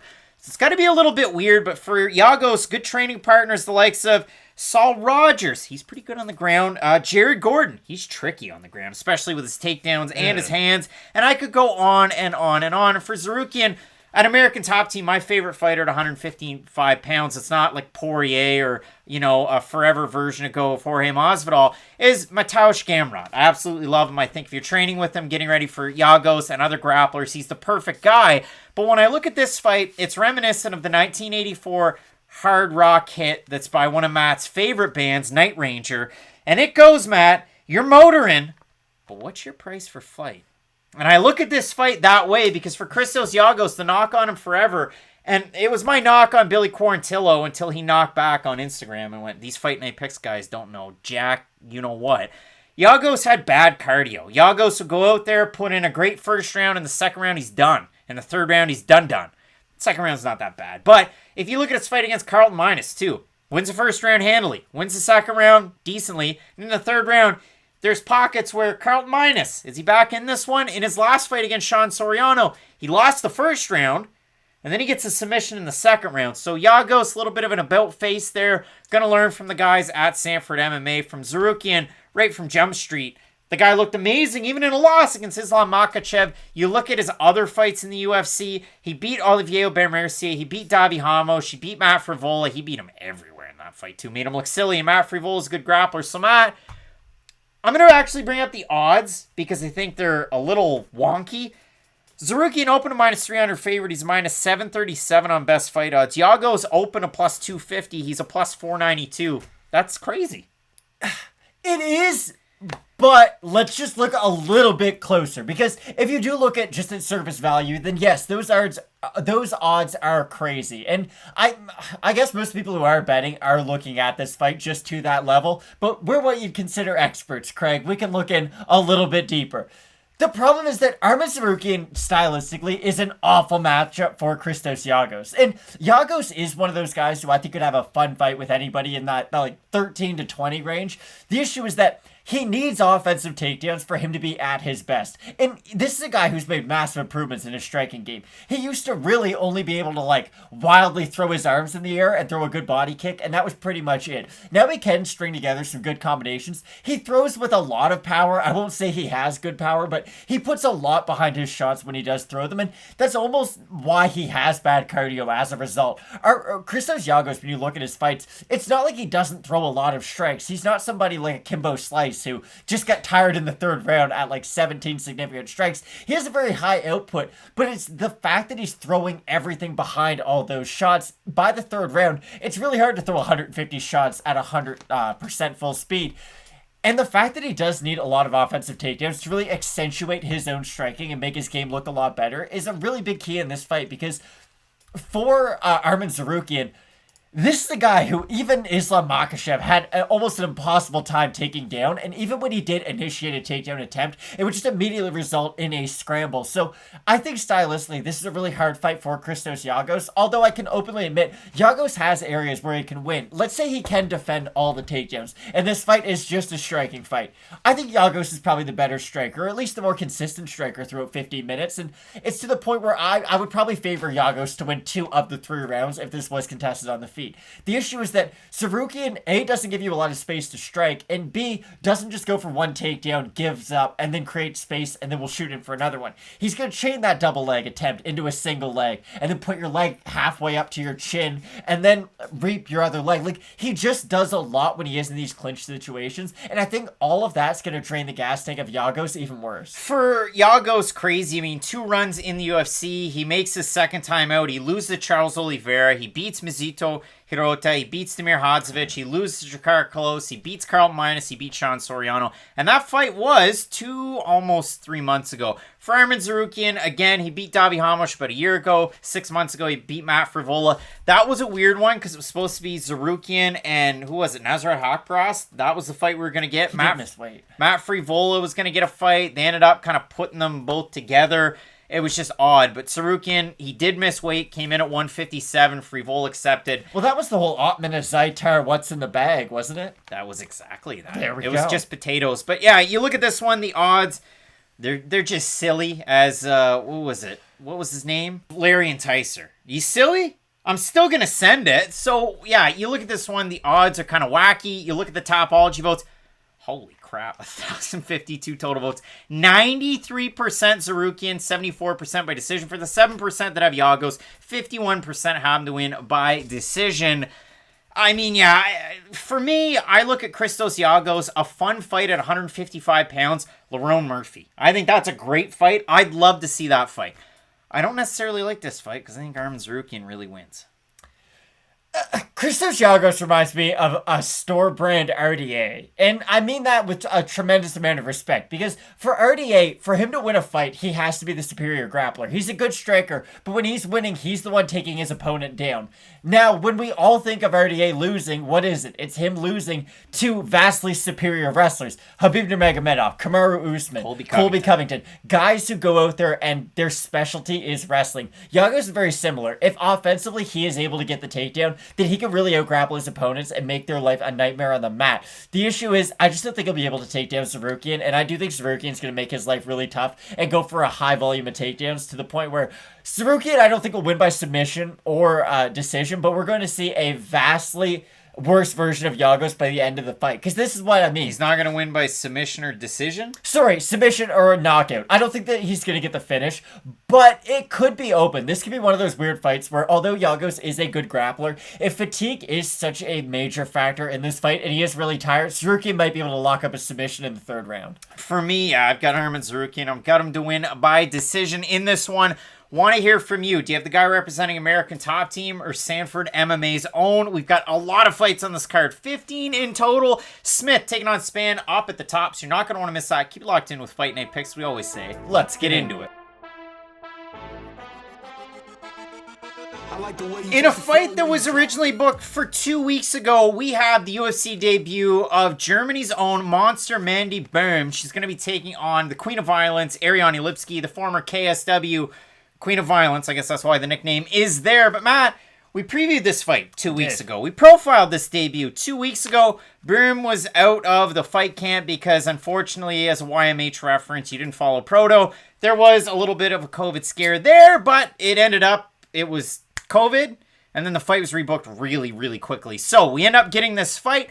We're going to throw it back to that original preview. We're going to update the odds and the final prediction for this one. Big time fight in a UFC debut for the former champion in Canada, Germany's own monster Mandy Boom, the O umlaut, you got to get it, so Boom, taking on Queen of Violence, Ariane Lipski. Now, I did struggle with violence. I don't know why that was, but this is an interesting fight because for Mandy Boom, you look at the level of competition that she's faced so far in her young MMA career. She has the belt from TKO. She was able to get the win over Jade Mason Wong. And in that fight, it was an interesting one. TKO 48 was absolutely stacked. If you haven't gone back and watched that one on Fight Pass, it's insane. There's 3 title fights up at the top. Nate Maness fought on that card. You had Cyril Gahn taking on Souza. Like, it was wild stuff. She's able to win there. She gets the flyweight belt, 3rd round rear naked choke win. After that, a long layoff, about a year and a half. She took on Greet Eekhout over with Bellator 247 at the end of 2020. She wins that fight by decision. But she was originally, before that, supposed to take on Liz Carmouche in her Bellator debut. In the UFC, she was supposed to take on Tyla Santos. That's how highly promotions think of Mandy Boom, a fighter that's represented SBG Ireland in the past. Now she's training out of MMA Spirit in Germany. I'm sure that's kind of due to the pandemic. But again, you look at it, maybe not the highest level of competition. I mean, her debut, 0-0, 0-0, 0-0, 3-1, 2-3, 0-1, 3-0, 5-3-1. And in that fight against Greet Eekhout, I went back and watched that one today, among others. And the trouble that I had, Mandy Boom, great striker, really nice jab out there. She throws a nice low kick. She can kind of bring her hands down, and I know that was something that throughout the fight, John McCarthy was talking about it. You got to bring your hands up. And then her coach, John Kavanagh, was saying, you got to bring your hands up. And eventually she did, but she gets hit by a lot of shots against fighters that maybe aren't the highest level. And if we can say anything about Ariane Lipski, she's another one of those fighters, consistently inconsistent. She loses fights she should probably win. And in this one, like, it's a make or break opportunity for Lipski. I think if she loses this fight, she's out of the UFC. So let me just set this up. You have a former KSW champion whose nickname is the Queen of Violence. How excited are you? Was thought to maybe crack the top 15, make her way up it, and make a strong case to at least get into the top 5. And I'm not overly pumping her up and saying that. That was like the perception around the Queen of Violence. Like, hey, this is our next like Karolina Kowalkiewicz. That's what I was going to say. And that's the thing about Lipski, though. She doesn't really have any massive strength to her game. People are going to talk about her Muay Thai. Her striking's not that good, if we're being completely honest. I do kind of lump her into that be a Malecki Muay Thai artist because you might have the credentials, but I only care about what your style is inside the cage. She doesn't really fight like a Muay Thai fighter. Yes, she has kicks from the outside, but Lipski's best spot is top control on the ground. She's someone who has really good ground and pound from the guard. It's a weird place. She doesn't really pass guard. She's kind of like Mirko Krokop. She goes for a lot of elbows in the open guard. But she is a very unique fighter in that aspect where a lot of people are going to talk about, oh, she's such a good striker. I really look at Lipski more as a grappler in MMA than I do as a striker because most of her success does come that way. It is, I'm going to kind of beat you up on the feet. Her opponent shoot for a takedown. She gets top position, then uses good ground and pound. The thing about Lipski, though, is she's never really been able to beat that upper echelon in her career. And yes, her run in KSW was very impressive, and just her run in general before the UFC was really nice. But my issue I always have with Lipski is she's one of those fighters who needs a lot of distance to get off a lot of her offense, but she's so bad at keeping that distance between her and her opponent. If she does have her kickboxing range, then yes, she does have a good active jab. She does have good straight shots coming down the middle. The issue is that anytime an opponent's able to get on the inside, clinch with her, get her up against the cage, I don't know if it's just a physical strength that she lacks, but she is a fighter who can be controlled on the ground and up against the cage. Yeah, if you look at it for Lipski, from the hop, she was taking on really good competition. Her first fight, a win over Diana Turcotto, who's taking on good fighters. She ended up losing to Firmino, who's taking on good fighters. And then you look at the big win streak that she had with different promotions, Immortal, as well as KSW, where she was the champ. Beat Sheila Gaff, beat Diana Belbizia, finished her in the first round, beat Mariano Moraes that you might have seen over with PFL here recently. Then she ends up in the UFC, Loses unanimous decision to Joanne Calderwood. Okay, they thought you were here. You weren't. Loses to Molly McCann. Okay, you're not there. She beats Isabella De Padua, and that's a unanimous decision win. But De Padua was on incredibly short notice, and for that fight, you were supposed to have a fight against Macedo, a fight against Priscilla Cachoeira. Those fell out. De Padua came in on super short notice and gave a decent account of herself. Then she takes on Luana Carolina in a fight that's booked, and rebooked. She wins that one by wild knee bar. Was it Sulev stretch? Was it knee bar? She let out the crazy yell. It was awesome. She gets completely dominated by Antonina Shevchenko. She gets dominated by Montana De La Rosa and finished. Well, by the way, that was a hair shy of 3 months ago. So it is a really quick comeback for her, whereas Mandy Boom's been out for quite some time. Her last fight, again, like I said, with Bellator against Greet Aikout back at Bellator 247 almost a year ago. This is going to be a really odd fight, because if Boom can get some of her power shots off on the feet, I actually think she is the better striker in this fight. I know that's going to take a lot of people by surprise, but I think she's the more active striker. At least that's what I should say. I do worry about Lipsky creating distance in all of her fights. And again, my issue with Lipsky is I don't even really know what her strength is, because again, a lot of her success is in the grappling department, but even look at her last 2 fights. She's someone who can get held down, and that's something we see. Remember when Jack Hermanson fought Jacare Souza? I know Jacare is amazing in jiu-jitsu, but Jack Hermanson is a great grappler himself and very heavy on top. And that was one of those weird fights where when Hermanson was able to get on top of Jacare, he could hold him down. If you're able to hold down Jacare, who's one of the best black belts to ever transition over to MMA, then you can do the same thing to Ariane Lipsky. It's just an odd little wrinkle in her game that she's never been able to overcome. Off of her back, she isn't good at all, but in top position, she does have success. So this fight could go pretty much any way. I think if Lipsky loses this one, it's fair to say this is probably it for her UFC career. Unless, I don't know, maybe Dana White likes her like he likes Sam Alvey.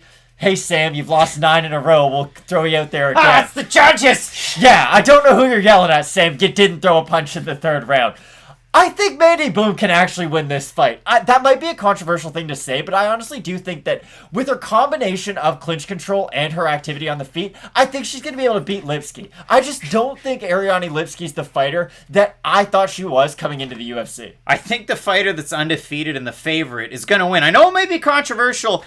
I went back and watched a lot of tape on both these fighters. I think Mandy Boom, again, if she's moving out there, orthodox stance, pump the jab, pump the jab. The trouble that she has is she is a striker. She's training with Katharina Lehner that you might have seen on The Ultimate Fighter. That was the same season 28 where you had Macy Chasson, Pannie Kianzad in the finals.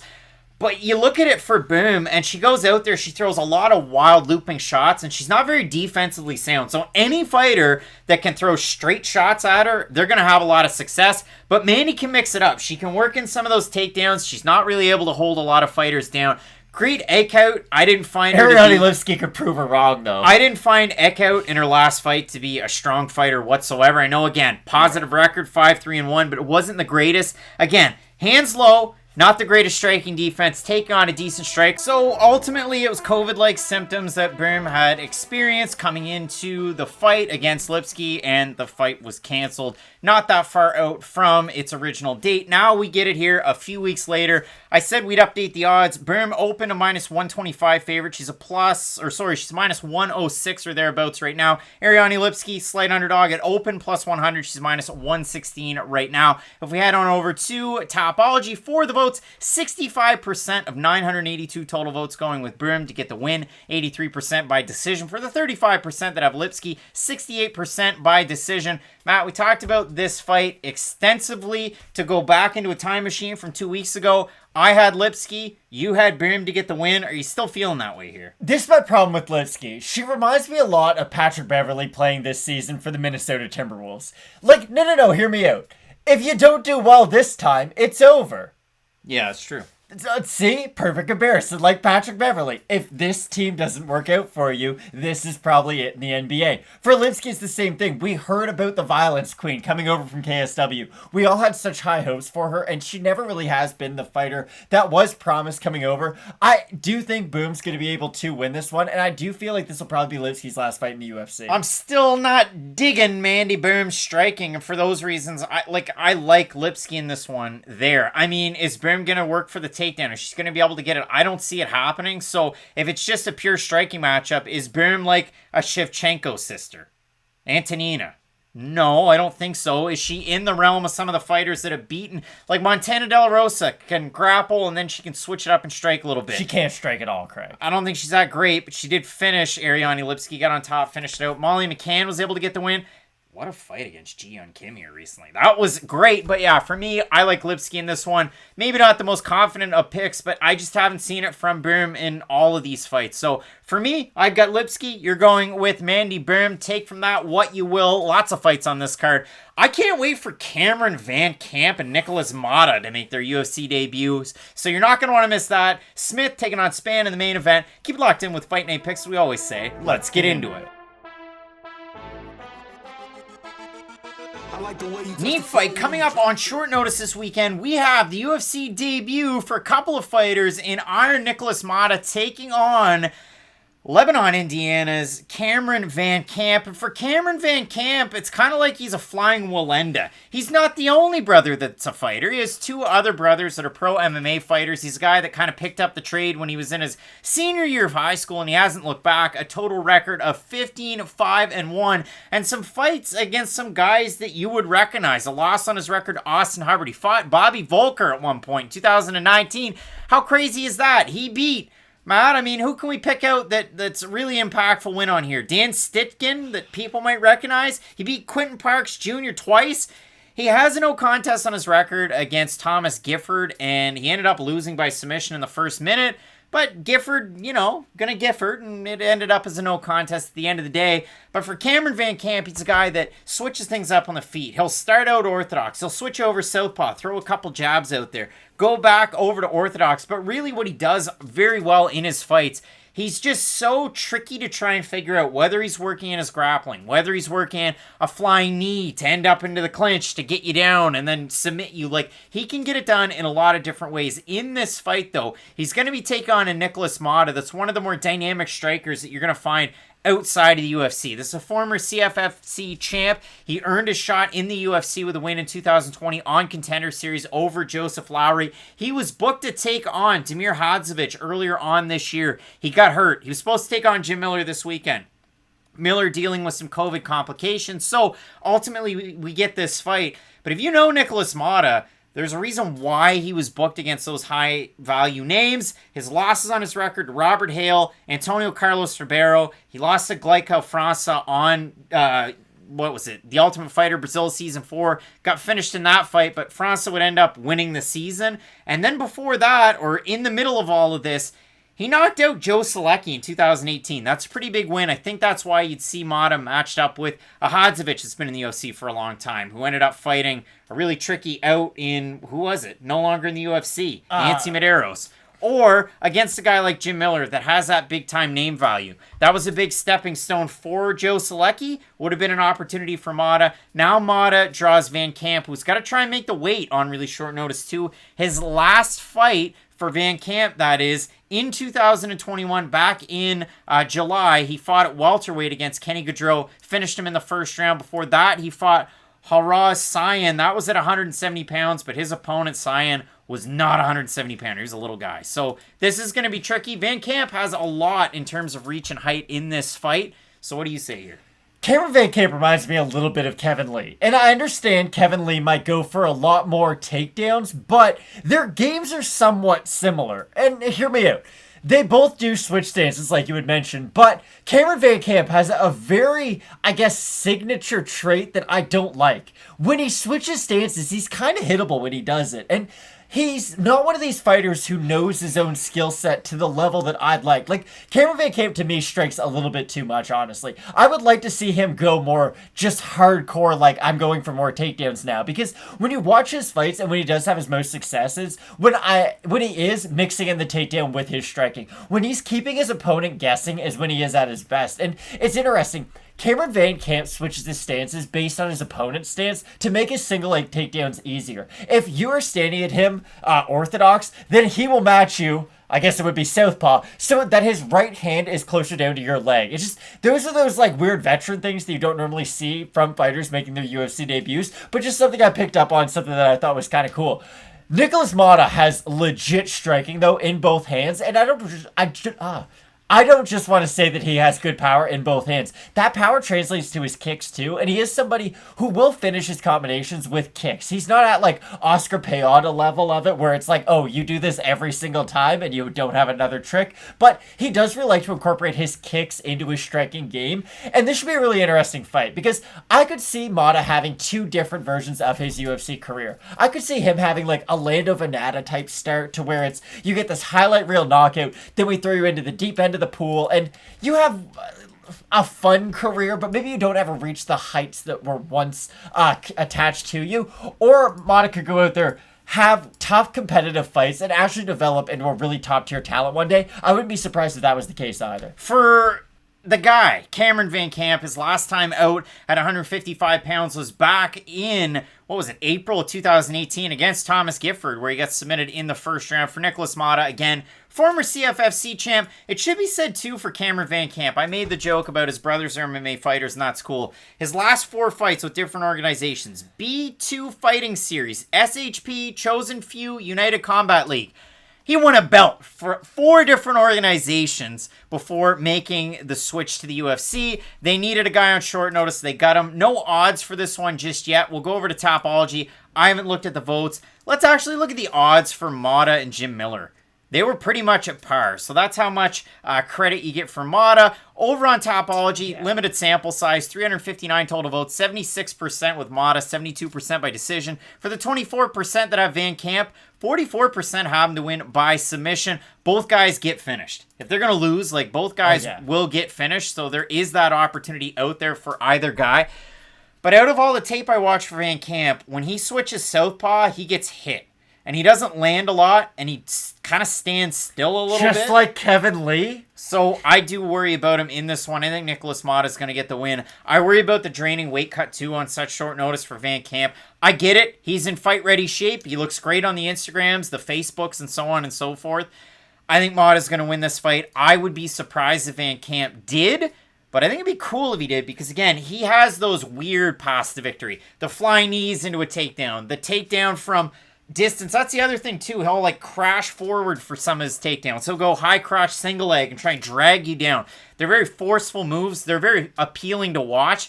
And you can find a lot of his tape online, too. Like the SHP fight, the B2 fighting, and a lot more of them. So it's really easy to find tape on Cameron Van Camp. Same can be said for Motta if you have a Fight Pass subscription, which you do. Yeah. I do. So you can find him there. But yeah, I like Nikolas Motta in this fight a whole lot. So do I, and I honestly think Motta can go on and have a pretty fun UFC career. He has a very fan-friendly style, and I do think if he is able to get a big win like this, who was Uros Medic? He hasn't fought since, but remember when no one knew who he was? Then he had that great fight against Alon Cruz, knocks him out quick, and then everybody knew who he was afterwards. I could kind of see Motta having a performance similar to that one. All right, both of us going with Brazil's Nikolas Motta in this one. Let us know down below in the comments section who you have. Are we crazy? Do you think Van Camp's going to go out there and prove us wrong and shock the world? Or do you have Nikolas Motta in this one? You let us know. Big time fights up at the top, main and co-main. Iwan Cutelaba taking on Devin Clark. In the main event, you have Anthony Smith taking on a really tough out in Ryan Spann. Keep it locked in with Fight Night Picks, we always say. Let's get into it. Autumn is in the air, the pumpkins are in the patch, and our friends at Manscaped, they're here to make sure that you don't carve your pants pumpkins when you're grooming, if you know what I'm saying. Listen, that's a tough line to get out, but if you do know what I'm saying, make sure you're keeping things fresh this fall with the leaders in male grooming and their brand new 4th generation performance package. Boys, get ready for a cuffing season like no other. They wrote that. I didn't just read it off the top of my head. Ready to take the leap into fall with Manscaped? Join the over 2 million men worldwide using Manscaped by going to manscaped.com. Get 20% off and free shipping with the code FNP.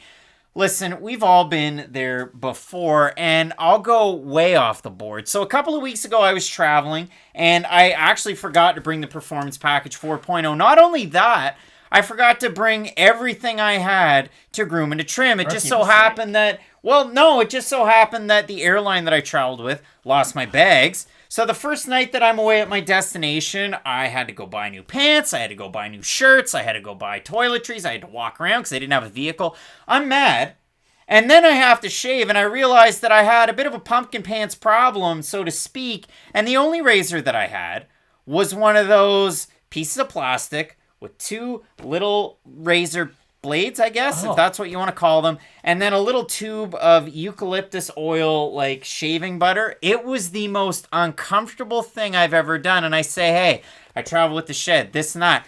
In this particular circumstance, I didn't have any of my stuff. Now, I wish that I did, because with the new Performance Package 4.0, they're going to have that lawnmower 4.0. And if I was traveling, boom, well, I started up like that, but easily enough, 1, 2, 3, bang, bang, bang. Now I've got the travel lock on. And while my bag was lost in who knows where, well, it was between Fredericton destination, this wasn't going off in my bag. Bang, bang, bang. 1, 2, 3, all the way back down. The travel lock is off and you're good to go. Now after that, well, I didn't really have to use it, but since I've been home, it's been great. It also comes with the Crop Preserver ball deodorant. It's like a salve. You just put a little bit of that on. You want to have a good day. It's a great way to start it up. But if you're feeling light, maybe even a little sassy, you're going to want to go with the Crop Reviver. This one is the ball toner. A little spritz. It's light. It's airy. It's a good way to start the day. If you pick up the Performance Package 4.0, you're also going to get those great boxer briefs that they have. And they really are. They keep everything nice and high and tight. And if you have a problem with the nose hair or the ear hair,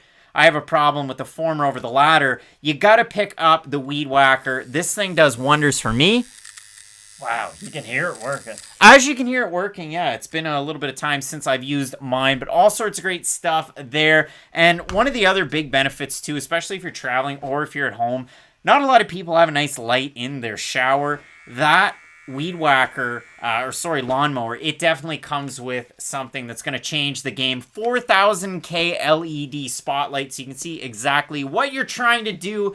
They've even thrown in a couple of free gifts. The Shed travel bag to go along with the boxers that I talked about earlier. So a lot of great products. If you do decide to go with the Performance Package 4.0, you're going to get 20% off and free shipping with the code FNP at manscaped.com. Yes, that's 20% off and free shipping with code FNP at manscaped.com. Make your balls a priority this fall. Choose Manscaped and your balls will thank you. Matt, I know you love the products too. Yeah, it's great stuff. I know we've both been using them for a while now. And again, we don't just make these commercials because we like doing them. The products really do work. And I know we've had, we started with the Manscaped 3.0 lawnmower. And that was a good product. And then they stepped it up to a whole new level with the 4.0. I just love the products that they've let us use so far. And I can't wait for the new stuff that I'm sure they'll be releasing. They're waterproof. They work great in the shower. I've been a shower shaver for the longest time. And thanks to everybody's support with Manscaped, it's really helped further things along with the show. So, show support to Manscaped and the show. Check them out, manscaped.com. Promo code FNP. You're going to get 20% off and free shipping.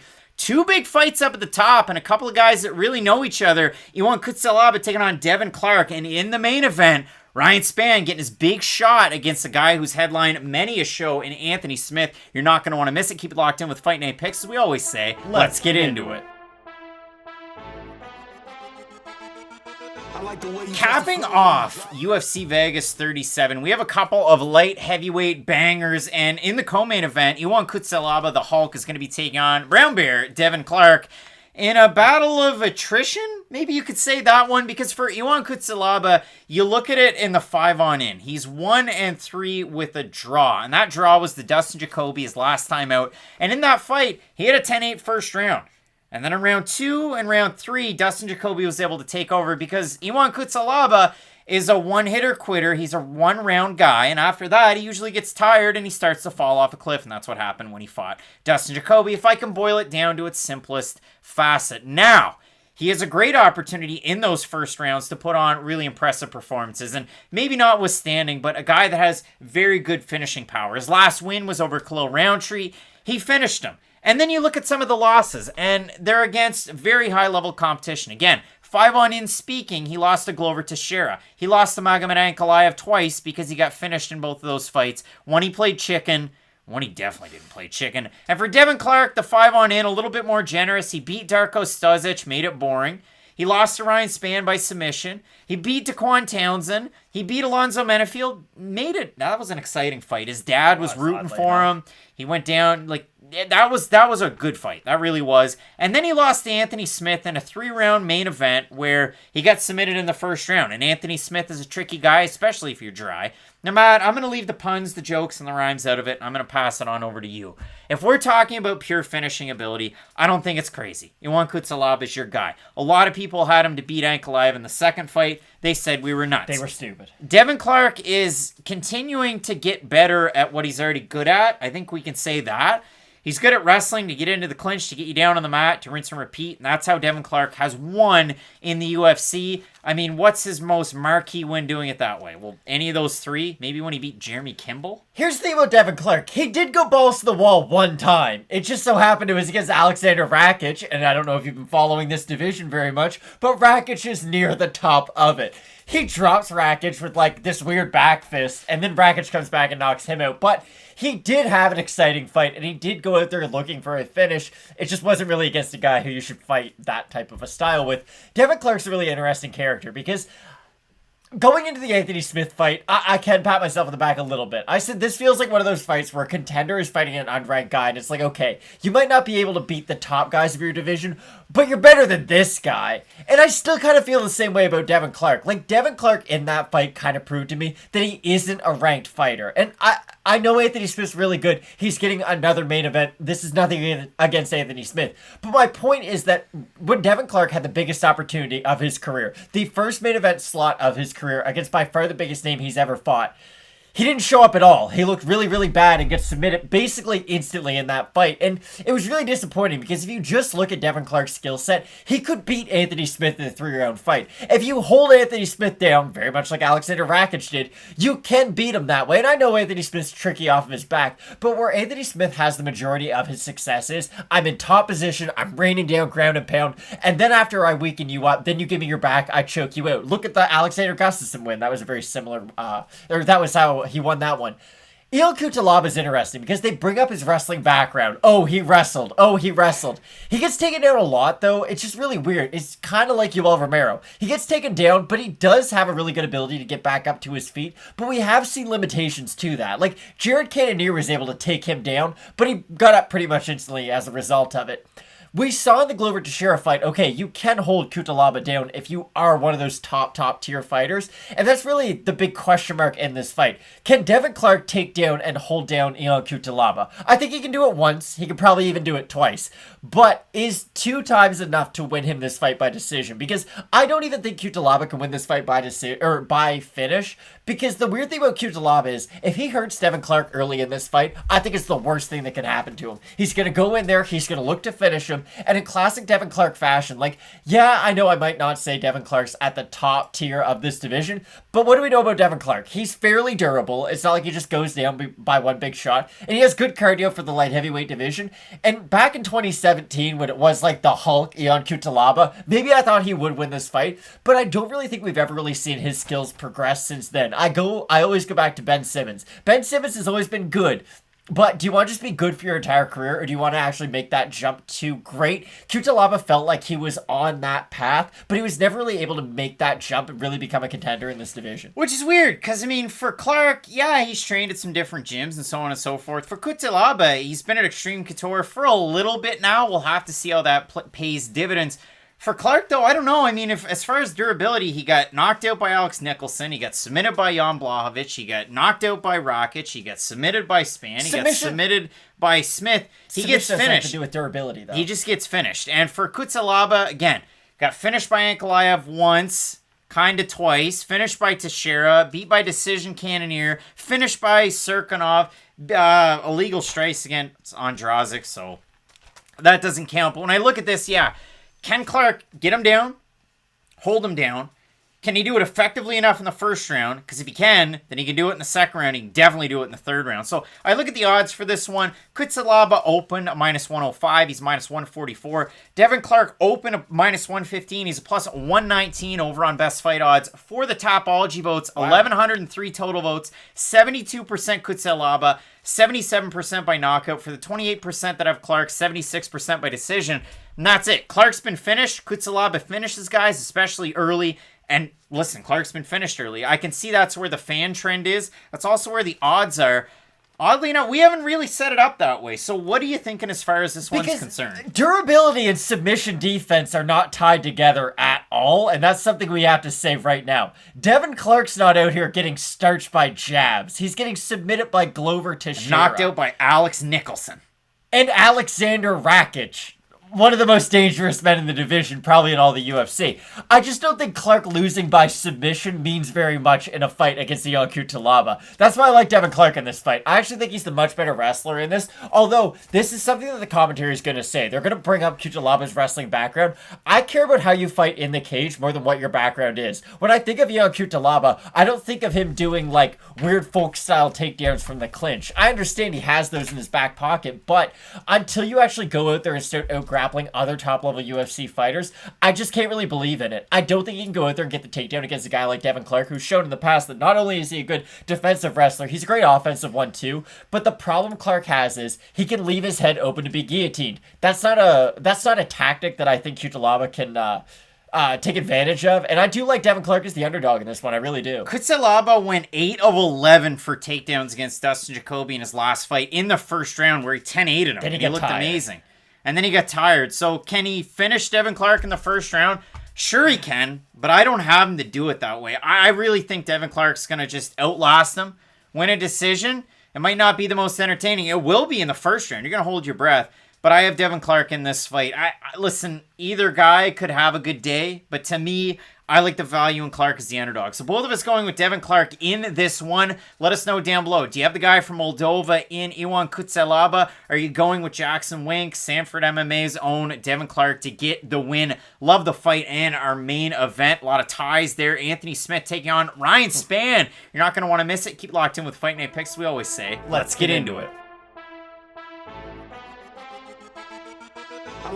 Finally, time for our main event of the evening. And I say finally, 15 fights on this card as of Sunday when we're taping these previews and predictions. As always, one half your hosting duo, Craig Allen. You can find me on Twitter and Instagram at Craig Allen FNP. With me to my left, to your right, Matt Allen on the respective socials at Matt Allen FNP. And Matt, for Anthony Lionheart Smith, it is main event after main event after main event. You look at it, he fought Alexander Gustafsson, Glover Teixeira, Alexander Rakic, Devin Clark, and Jimmy Crute.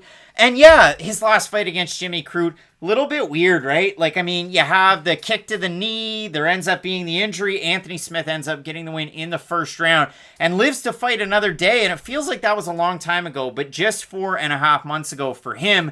For Ryan Spann, the 5-on-in, 4-1, the only loss there to Johnny Walker, where he got finished in similar fashion to fights where he's gotten finished in the past, going for that double leg, getting too relaxed, I guess, and then those elbows a la Travis Brown, but picked up a big win his last time out against Misha Cirkunov in a fight where I know I had Cirkunov to get the win there. I thought he was going to out-grapple him, and to my dismay, I guess, Ryan Spann just went back to the well and looked great. And I guess I discredited Ryan Spann big time going into it because I didn't think he beat Sam Alvey, which sounds crazy, but that was a split decision win for Spann. He fell off a cliff near the end. He loses to Walker and gets finished, so I figured Cirkunov was going to win.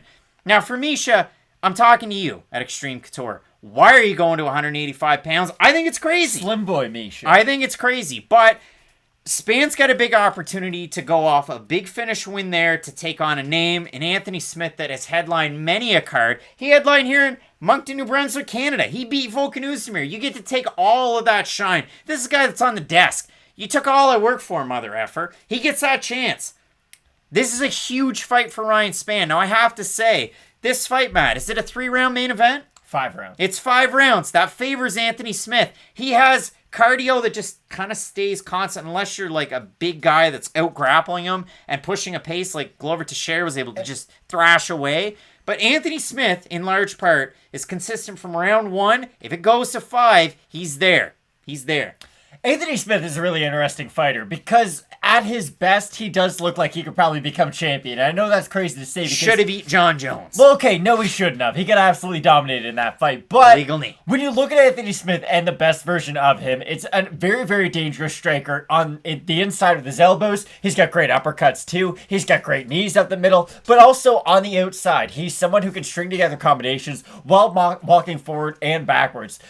I'm going to agree with your overall point, but kind of disagree with how you got there with Ryan Spann.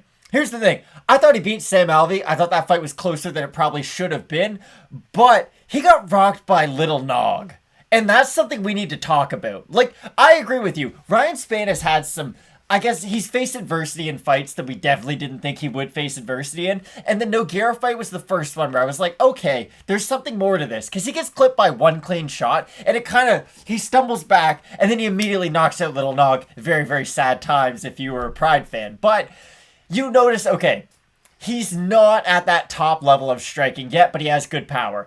Then against Sam Alvey, you could tell, okay, he can strike on the outside, he can throw single shots, he can wrestle, but then the gas tank's not really there. Just, there's always a question mark surrounding a win of Ryan Spann's, and until he is able to get one of those top-level wins against a guy like Anthony Smith, I'm always going to have those question marks for Spann. At least with Anthony Smith, he's been in the octagon so many times with so many top-level fighters that you kind of know what Anthony Smith's going to look like against a wrestler. You know what Anthony Smith's going to look like against another striker. Like, he can out-volume strike guys who are power strikers. If you're a wrestler, he has good jiu-jitsu off of his back. Like, he has a counter to whatever. He has a reaction to whatever action you bring to the fight. I just don't think Ryan Spann has that plan B or plan C. I think if Ryan Spann goes out there for the first round and is really dedicated to his wrestling, then he might look great. He might be able to hold Anthony Smith down for 3, maybe 4 minutes, let's say, and at the end of that round, we're looking at each other like, wow, Ryan Spann is the real deal. I don't think that kind of a game plan is sustainable for Ryan Spann, though, and I do feel like there's a large enough sample size to show that once he does have success, once he does start burning himself out, going for a lot of takedowns, really committing himself to the strikes, that's when he does start to fall off. And Anthony Smith is one of the classic fighters who the second you give him an inch, he takes a mile. And if he does notice that you start to slow down a little bit, that's when Anthony Smith starts to uptick his own volume. And that's when you notice, oh, the T kick to the body's hurting a little bit more. And all that volume's starting to accumulate a little bit more. Anthony Smith was in a weird position in the Jimmy Crute fight, and you might disagree with this, but he was beating the brakes off Jimmy Crute. Like, he was jabbing his face in, he was defending the takedowns. I thought Anthony Smith looked really good in that fight for the amount of time that we were able to see him compete, because going into that, I thought Jim Crute was going to take him down and have his way with Anthony Smith on the ground, but Smith showed, A, an ability to defend the takedowns, and B, he showed that he was able to damage his opponent on the feet for all those in-between moments, which, yes, we always knew that was something he was able to do, but after the damage he took against Glover, after the damage he took against Raquel, you were still wondering if that part of Anthony Smith was still there, but I do feel like in his last 2 fights, he's shown the killer instinct again. Smith in the UFC, a negative 1.36 strike differential. For Ryan Spann, it's a positive 0.1. That's huge. The accuracy, the stats, a little bit more in favor of Spann in terms of damage taken, a little bit more in favor of Smith in terms of damage given. And if you look at it from the grappling perspective, Spann a little bit more offensive with his takedowns, but also Anthony Smith's takedown defense is 47%. That's bad. I know he's confident in his jiu-jitsu, but that's bad. Rakic was able to expose it. Teixeira was able to expose it. The problem I have with Anthony Smith's jiu-jitsu, just to piggyback off that point, is he doesn't have a jiu-jitsu game like Luke Rockhold. Luke Rockhold's jiu-jitsu is so good, and he's so good at sweeping opponents on top, that he could have 10% takedown defense. I would not care. Anthony Smith has shown the susceptibility to getting held down in the bottom position, and that always does worry me against these bigger light heavyweights like Ryan Spann. So you come into a fight like this where Ryan Spann has an edge in the grappling. He has 25 pro fights. For Anthony Smith, he's got 35 pro wins, so there's an extra 10 there, and then 16 losses. So it's crazy, the experience edge for Smith, a guy that was fighting known and recognizable names outside of the cage before stepping in to the promotion. I've talked about the main event status. Again, he had that weird 3-rounder against Devin Clark. It was what it was. He gets the win in the first round, and the naysayers can neigh because it was done that quick. Good. And then his last time out, he has that fight against Jim Crute on the UFC 261 card, where I wish we get to see more. I really do. But ultimately, Smith picks up a really big win. When I look at the odds for this one, Smith open a minus 160 favorite. He's a minus 173 at best fight odds. For Ryan Spann, open a plus 140. He's a plus 143 or thereabouts. We have a look at the Tapology votes. 1,149 total votes. 78% picking Smith. 48% by submission. 25% by knockout. For the 22% that have Spann, 70% have him to win by knockout. This is the big litmus test fight for Ryan Spann. Has he come such a long way from that Sam Alvey fight that took place 1 year and 3 months ago? Has the cardio gotten that much better? Or was it an anomaly? Can he get that big marquee one over Smith like Rakic was able to do? We'll find that one out this weekend. So overall, what's your assessment there? The difference between Ryan Spann and Alexander Rakic is that if Rakic goes for that first takedown and doesn't get it, A, he can strike really, really well from the outside, and he's like 9 feet tall in this division. But B... So Spann. He is. But B... he has the cardio to then chain 7 more takedowns together after the initial takedown. I don't think Ryan Spann has that kind of cardio. I think he has the initial burst to go for the takedown, and then it's, okay, I go back and I reset, now we're striking for a little bit, then I'll shoot him for another one. I think if you're going to go out there and try to out-wrestle a guy like Anthony Smith, you really need to chain your takedown attempts together. The last point, too. Ryan Spann's not a great finisher on the mat. He can, don't get me wrong, that's how he finished me Tsarukyan. He was in top position, raining down on him. But he's not a fighter who, once he gets that takedown, he's damaging you so much on the bottom to where I'm then worried about Anthony Smith in the 2nd, 3rd, and 4th round. I think Smith defensively can stay at least disciplined off of his back to where he's not eating those big shots. And I do think that at a certain point, after the 3rd round, in that 4th and 5th round, Anthony Smith's going to show why he's been in, 15 UFC main events and why this is Ryan Spann's first. Yeah, I do really have a tricky time with this one because we saw Ryan Spann against a big, strong grappler in Tsarukyan get on top, hold him on, and just hammer away. So Spann could definitely do that against Smith. Smith is good with his back up against the cage, but if you drop levels quickly, you take him down, you get on top, and you start to hammer away, you can beat Anthony Smith. It's been done before. Ryan Spann's takedowns are good, but he's not that quick every time, and that's why I just worry about it. I could see a world where Spann wins. To me, I'm going to sit back. I'm going to see, hey, 5.5-inch reach advantage for Spann. He's got about 1 inch in height. Smith's one of those guys that's kind of tall and lanky for this division. And he uses his reach extremely well. That's the thing about Anthony Smith. His reach might only be 76. I say might. That's a really good reach. But he uses his reach very effectively. Even go back and look at the Crute fight. The way that he is damaging Crute, the majority of it, to go along with the leg kick, of course, is his jab. He's keeping Crute so far away from him that Crute's never really able to go for a takedown attempt because the distance is so great between the two, and that's why I think Smith should be able to win. Yeah, I've got Anthony Smith in this fight as well. I just think the tools are there. Could Spann get the win? 100%. But yeah, this is pot and popcorn for me. I'm going to enjoy it for what it's worth. Both of us going with Lionheart Smith to get the win, but let us know down below in the comment section who you have for this one and the other 14 fights that line this card.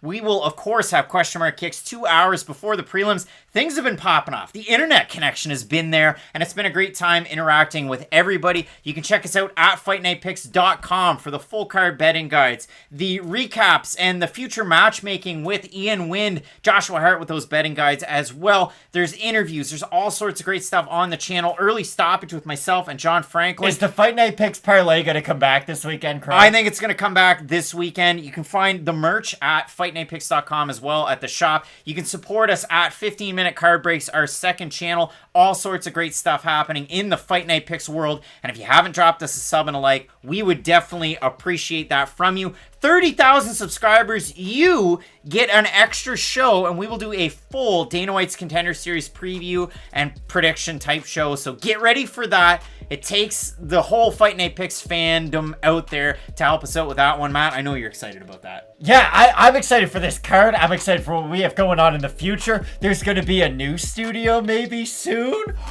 Teaser. So no, we have a lot of really exciting things going on here at Fight Night Picks, and none of it could be possible without you amazing fans. And we are so close to hitting that 30,000 subscriber threshold. So with your help, we can make that a possibility. So thanks so much to everybody. Hopefully everybody enjoys the fights out there this week. We'll be back with question mark kicks on Saturday, and if there's any changes, you can find it right here. Just keep locked in with Fight Night Picks, as we always say. Let's get into it.